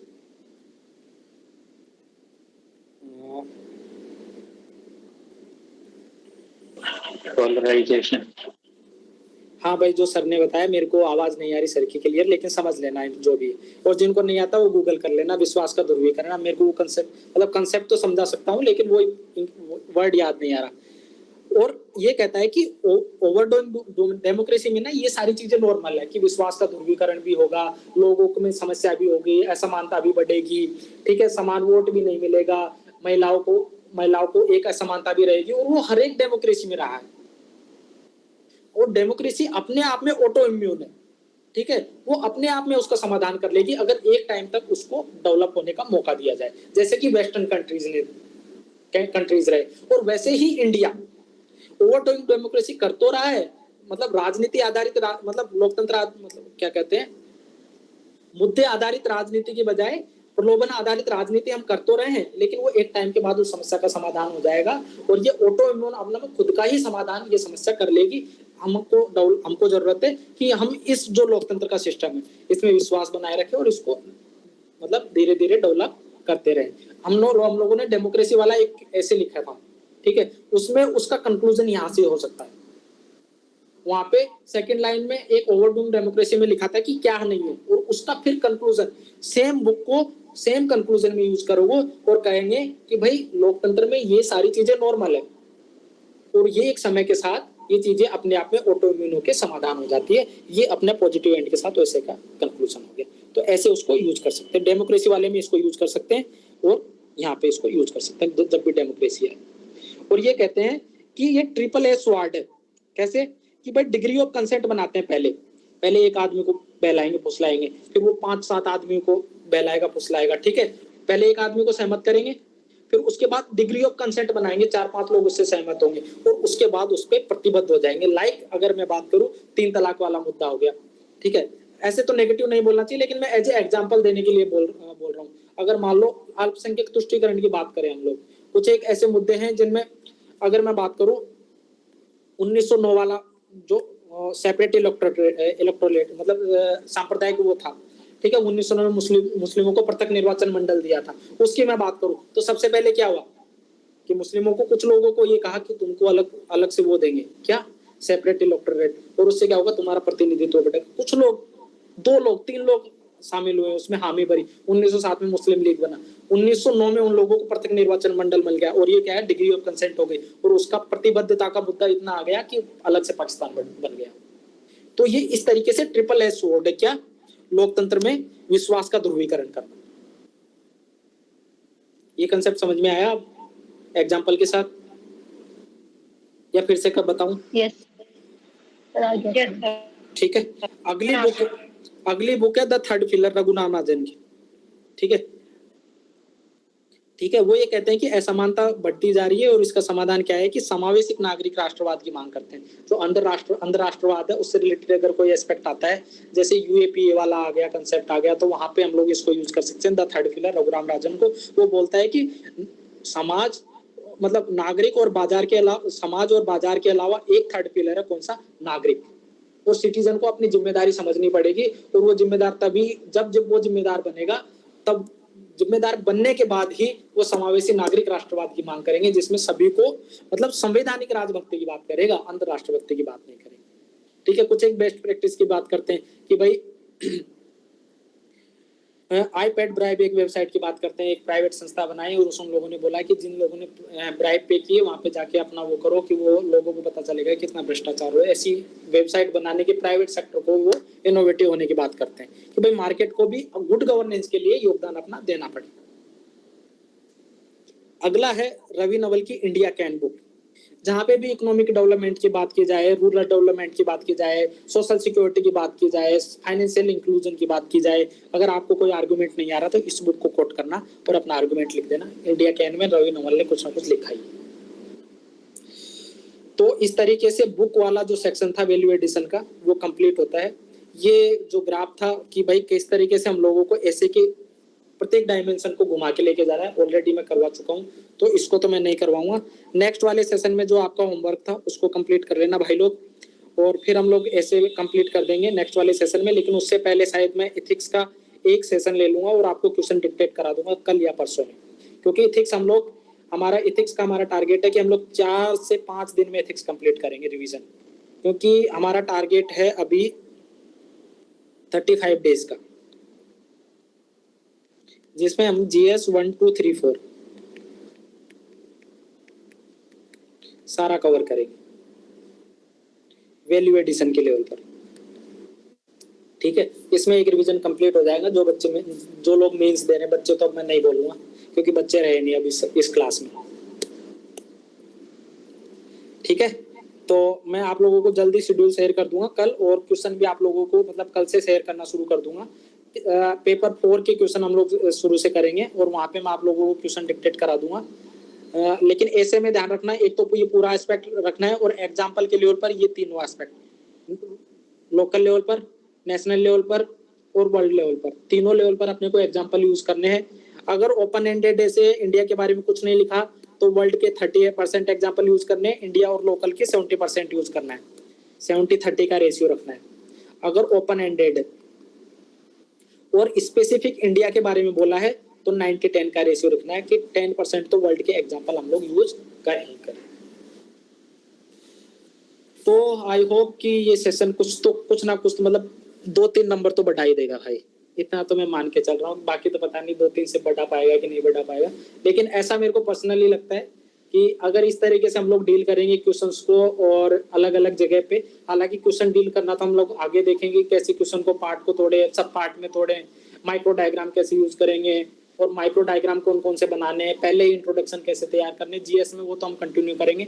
अभी तो ये ऐसे में मैंने दिया, लेकिन ये इसको ना आप पेपर 4 में और पेपर 3 1 2 3 हर जगह हम लोग इन बुक्स को यूज करेंगे, तो इनको डेली एक बार रट्टा मार लेना, ठीक है। तो सेशन हम लोग एंड करते हैं अब, बाकी मैं अब रिव्यू ले लेता हूँ। तो सेशन ठीक था?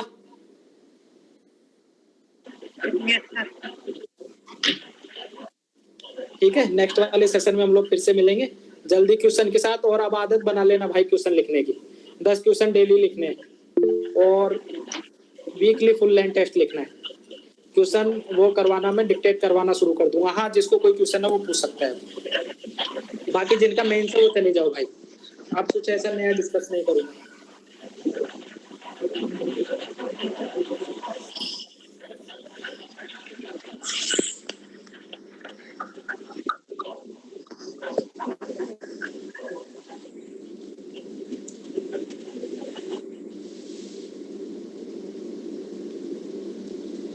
हाँ भाई, HRB6 कैमरा ऑन कर लो। कोई डाउट? आज क्या है, थोड़े सीनियर लोग आ गए थे, हमारे वरिष्ठ लोग, तो इनका भी सेशन लेना पड़ रहा है। तो थोड़ा सा रहता है कि किस तरीके से सीनियर लोगों को पढ़ाया जाए, क्योंकि कैटेगरी का अटेम्प्ट दे सकते हैं ना, कैटेगरी में रहते हैं, तो ये सीनियर है तो इस वजह से करना पड़ रहा है। बाकी थोड़ा सा सेशन ना उस फ्लो में नहीं जा पाया होगा जिस फ्लो में मैं जनरली जाता हूँ, कि उसमें बिना एजिटेशन के खुद की वो रहती है, और इसमें रहता है कि मैं इंटरव्यू दे रहा हूँ, लाइक ऐसा फील हो रहा था। ठीक है सर, इतना भी डरने की जरूरत है सर, अभी आईएएस बने नहीं है, ठीक है। नहीं, आईएएस बनने का कोई इशू नहीं है, वो आईएएस बन जाएंगे ना तो भी कोई इशू नहीं। बात है रेस्पेक्ट की, क्योंकि वो कभी हमारे सीनियर थे। ये बातें लगी अटेम्प्ट निपटने के बाद उनसे कुछ चर्चा, अलग बात है, चीजें अलग तरीके से रहती है, नहीं देना है या कुछ और, वो अलग चीजें हैं, लेकिन सीनियर होता है। मैं आप लोगों का हमेशा सीनियर रहूंगा, आप आईएएस बन जाओगे तो भी मेरी रेस्पेक्ट करोगे। है ना, वो वाली बात थी। सर एक क्वेश्चन था सर, आपने बोला कि आप एथिक्स के क्वेश्चन दोगे कल से, पर हमारा तो एथिक्स खत्म ही नहीं हुआ है अभी तक, मतलब चल ही रहा है क्लास, अभी 10 या 11 क्लासेस हुई है, तो फिर कैसे? अच्छा, ये तो बड़ी दिक्कत है, और एथिक्स समझ में भी नहीं आ रहा होगा। यस सर, बिल्कुल ही समझ नहीं आ रहा सर। तो फीस दे दो मेरे को, एथिक्स में पढ़ा देता हूँ। सर। क्या है कि पहले ना जो जिस सर के लिए बोला गया था ना वो सर है नहीं, फिर दूसरे सर को है, और ये हर 2 लाइन बोलने के बाद लिखवाते हैं, और इतना जैसे बुक छाप रहे हैं, ऐसा हो रहा है हमारे साथ। टेंशन मत लो, एक काम करो, देखो अभी मैं विजन में तो रहा नहीं, मेरे पीछे को भी विजन कुछ नहीं लिखा हुआ है, ठीक है, तो मैं कुछ भी बता सकता हूँ। हालांकि मैं विजन में जिसको भी डाउट हो, ऑफलाइन मेंटरिंग में बैठता हूँ मैं नए वाले सेंटर पे, जब भी किसी को डाउट हो आके सेशन ले सकता है, ठीक है। एक तो ये सॉल्यूशन हो गया, नए वाले सेंटर पे आके बोल देना कृष्णा सर से मिलना है तो आके मिल सकते हो, कोई दिक्कत नहीं है। बाकी बांटना मत है कि सर उधर बैठने लगे, पता चले कल से मेरे पास इतनी भीड़ आ जाएगी, मेरे को टाइम ना मिले, ठीक है सर। नए वाला सेंटर कौन सा, मुझे एक बार बताओ। क्या आप प्रमोद सर दोबारा बताना, क्या बता रहे थे आप? दोबारा बताना। अरे कुछ ऐसा नहीं होता, विजन के नए सेंटर जो नए, एक बार माइक ऑफ कर लीजिए, साइबर कैफे है मुझे माइक। तो विजन का जो नया सेंटर है जो चावला के आसपास है या अपनी रसोई के आगे है, मतलब उधर बांध की तरफ या वो नाले की तरफ, तो नया सेंटर खुला है, उसमें मतलब एज ए मेंटोर मैं आपको मिलूंगा। हालांकि लक्ष्य और दक्ष वाले बच्चे उधर आते हैं, लेकिन आप लोग ऑलरेडी जुड़े हुए हो, तो आप लोग जिसको भी कभी भी कोई डाउट हो तो ऑफलाइन में आके मिल लेना। एक काम ये करना है कि मार्केट में मत फैलाना कि सर ऑफलाइन बैठने लगते हैं इधर, पता चले पूरा बैच उधर आके मैं सारे दिन बताता रहूँ हाँ तू ये कर ये कर ये कर, और उधर पढ़ने वाले हैं नहीं, नील बटा सन्नाटा है। ठीक है, तो जब भी कोई डाउट हो तो उधर आके भी पूछ सकते हो। बाकी ये लोग जो मेंस लिख रहे हैं उनको तो मतलब जनरली मैं मिल लेता हूँ ऑफलाइन भी, उनका तो अलग भी चलता है। तो जब भी आपको कोई डाउट हो तो आप आ सकते हो, मिल सकते हो। ठीक है, और कभी कभी ना सेशन इसलिए डिले हो जाता है, नहीं ले पाता हूँ क्योंकि ऑफिस में 8:30 तक रुकना पड़ जाता है कई बार, कुछ बच्चे ऐसे आ जाते हैं। ठीक है, तो इसलिए कई बार ना सेशन फिर वो पोस्टपोन हो जाता है, बताना पड़ता है कि कोई बच्चा नहीं आ रहा है, सबको कुछ ना कुछ बोलना पड़ता है। तो जब भी सेशन ना हो, लेकिन मैंने जितने आपको 18 सेशन की बात की थी, अप्रोच मेरे को लगता है कि 30 सेशन जाएंगे जिस तरीके की मेरे हालात है। ठीक है, तो मेरे हिसाब से इतना कर लोगे तो 400 प्लस आराम से आ रहा है मेंस में कंटिन्यू लोगों, जिनका मेंटरिंग किया था लास्ट ईयर वो तृप्ति, उसको 400 प्लस मार्क्स है जीएस में। तो 1-2 लड़के और थे वो ऑफलाइन मेंटरिंग में वो सेशन नहीं ले रहे क्योंकि उनको जितना वैल्यूडेशन कराना था पर्सनल करा दिया।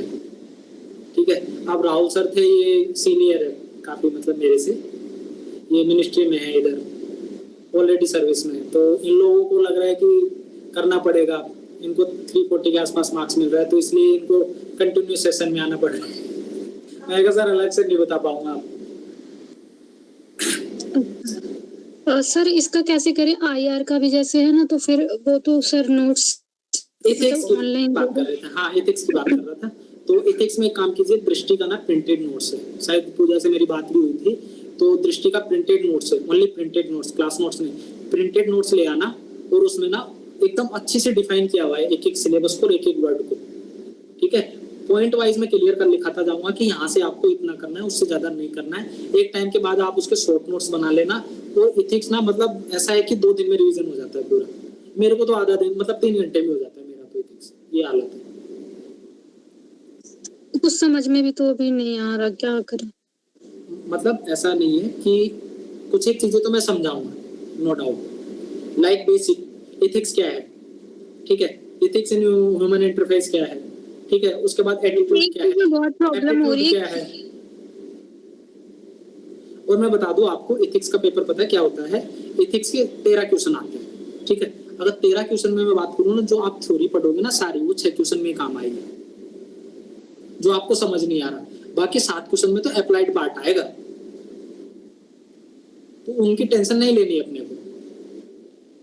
ठीक है, जो कुछ मन में आता है, जो भी गाना लिखना आता है वो लिखो अभी बस।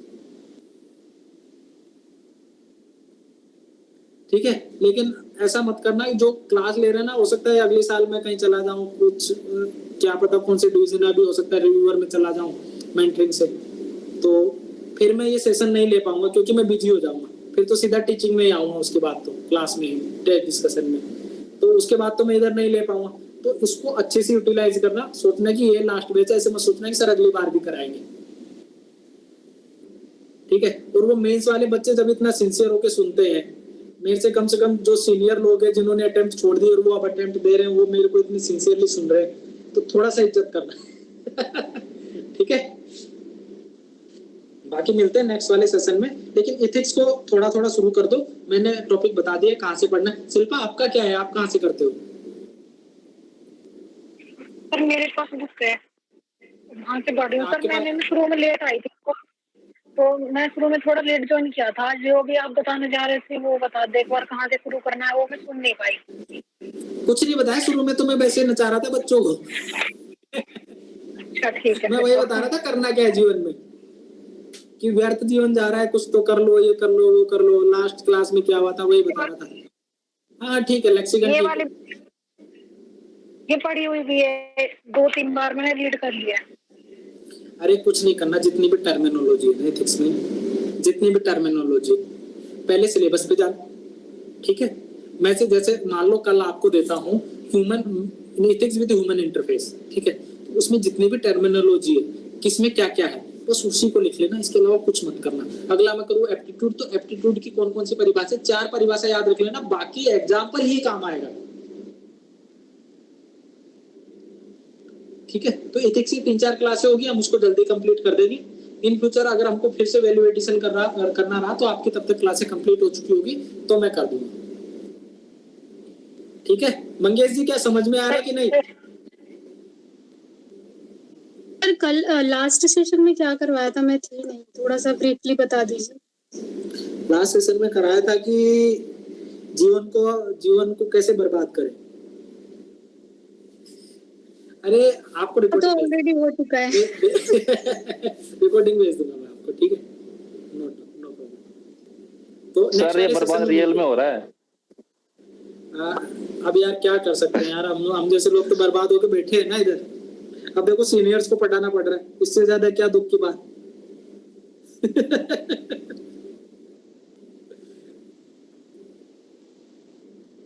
सर एक्चुअली हमारा तो बहुत सारा अभी हुआ नहीं है, स्टार्ट ही हो रहा है, जैसे सोशलॉजी और ये सब चीजें, तो फिर उसके साथ कैसे मैनेज करें, क्योंकि 2 क्लासेस हैं, फिर ये भी मतलब जो मैं वैल्यू एडिशन करा रहा हूँ उसको करते जाओ, लिखते जाओ, ठीक है। क्वेश्चन मत नहीं लिख सकते कोई बात नहीं, बाद में लिख लेना। और मेरी मदद को टाइम सेट नहीं हो रहा मेरे से बिल्कुल ही। बताओ मैं क्या करूँ, मैं तो पढ़ नहीं सकता ना आपकी जगह।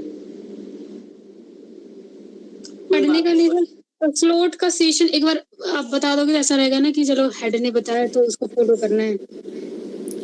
मतलब मैं करता हूँ आप लोगों का एक प्लान, आप लोगों का करके दूंगा, टेंशन मत लो, चिंता मत लो। 90 दिन का प्लान बनाना है आपका, मुझे पता है, लेकिन अभी क्लास को उस तरीके से लेना, क्योंकि उन लोगों का मेंस है, उनको 35 डेज में कंप्लीट कर दूंगा एक बार जीएस, ठीक है।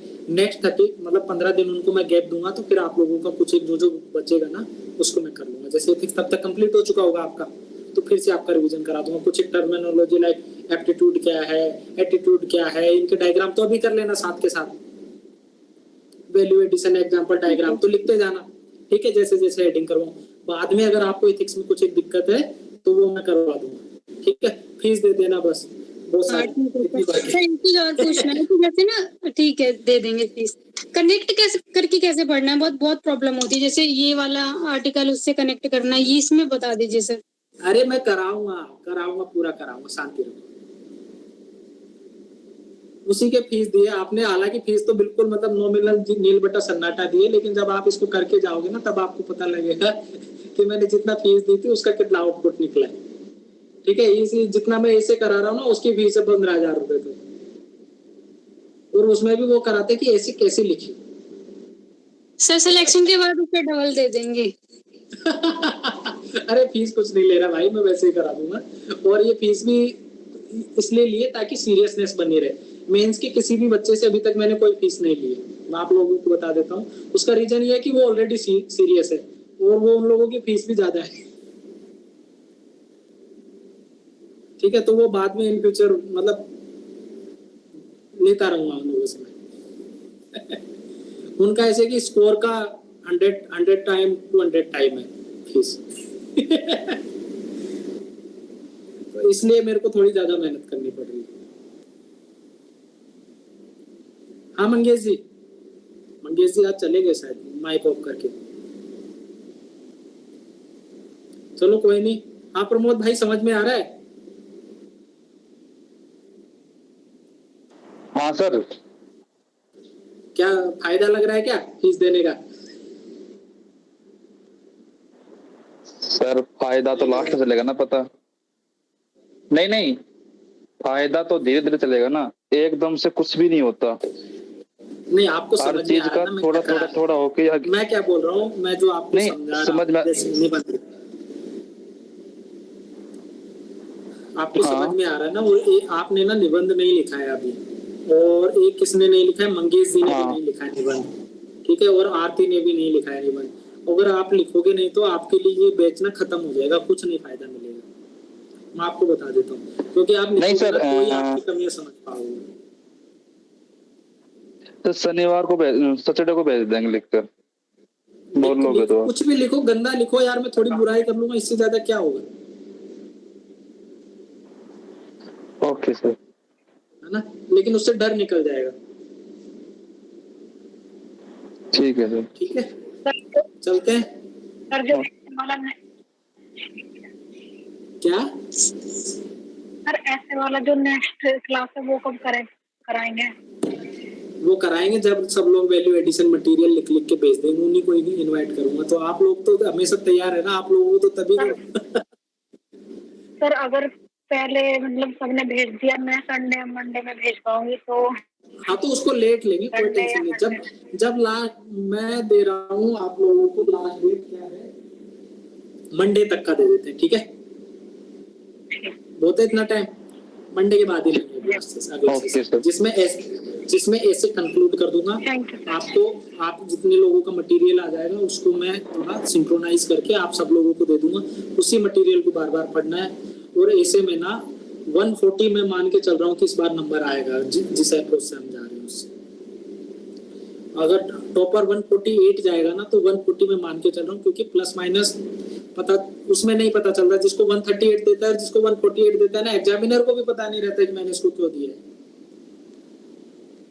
तो हम लोगों में से ही जितने लोग मेंस दे रहे हैं उनमें से मैं आपको बता दूंगा कि एक बंदा इतने नंबर लाएगा पक्का, ठीक है, इस अप्रोच से। क्योंकि जब 3 बार से नंबर आ रहा है तो चौथी बार ऐसा कुछ नया तूफानी नहीं होने वाला है, ठीक है? नेक्स्ट सेशन में मिलते हैं, बाकी अगर कोई डाउट है तो बताओ। तो सर मेरा हिंदी का सॉल्यूशन नहीं किया आपने? क्या आपने निबंध भी नहीं लिखा अभी तक? सर मैंने बताया था ना, घर में प्रॉब्लम थी, आपको बताया था।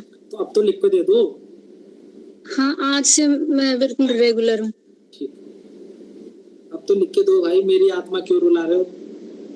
एक तो पैसे सर, लिए तुम लोगों से ताकि सीरियस रहो, थोड़ा पढ़ लो, और उसके बाद भी ऐसे करते हो, बताओ नहीं लिख रहे हो। अरे कुछ तो सोचा, अपने पैसे के बारे में सोचो। इस आदमी को इतना पैसा दिया है मैंने, क्या काम कैसे निकालूं मैं इससे, ये सोच के लिखो। सर हिंदी का एक बार मुझे बता दो कि मतलब नोट्स, मतलब शॉर्ट्स नोट्स चाहिए होंगे मुझे, प्रोवाइड करवा दो ना, आपके तो सर इतने सारे 90 दिन लिंक बच रहे हैं अभी, तो 90 दिन है अभी। 90 दिन ना जीएस करो, मेंस का जितना भी मैं करवा रहा हूँ उसको करते जाओ। ऑप्शनल जैसे ही आप सितंबर में खत्म करोगे, ठीक है, उसके बाद ऑप्शनल के लिए आपको सितंबर के बाद अक्टूबर, नवंबर, दिसंबर 3 महीने में ऑप्शनल जितना पढ़ना है पढ़ लेना। जनवरी से प्रीलिम्स पे शिफ्ट हो जाना। लेकिन ये 1000 नंबर का और 1250 नंबर का पोर्शन कंप्लीट करो।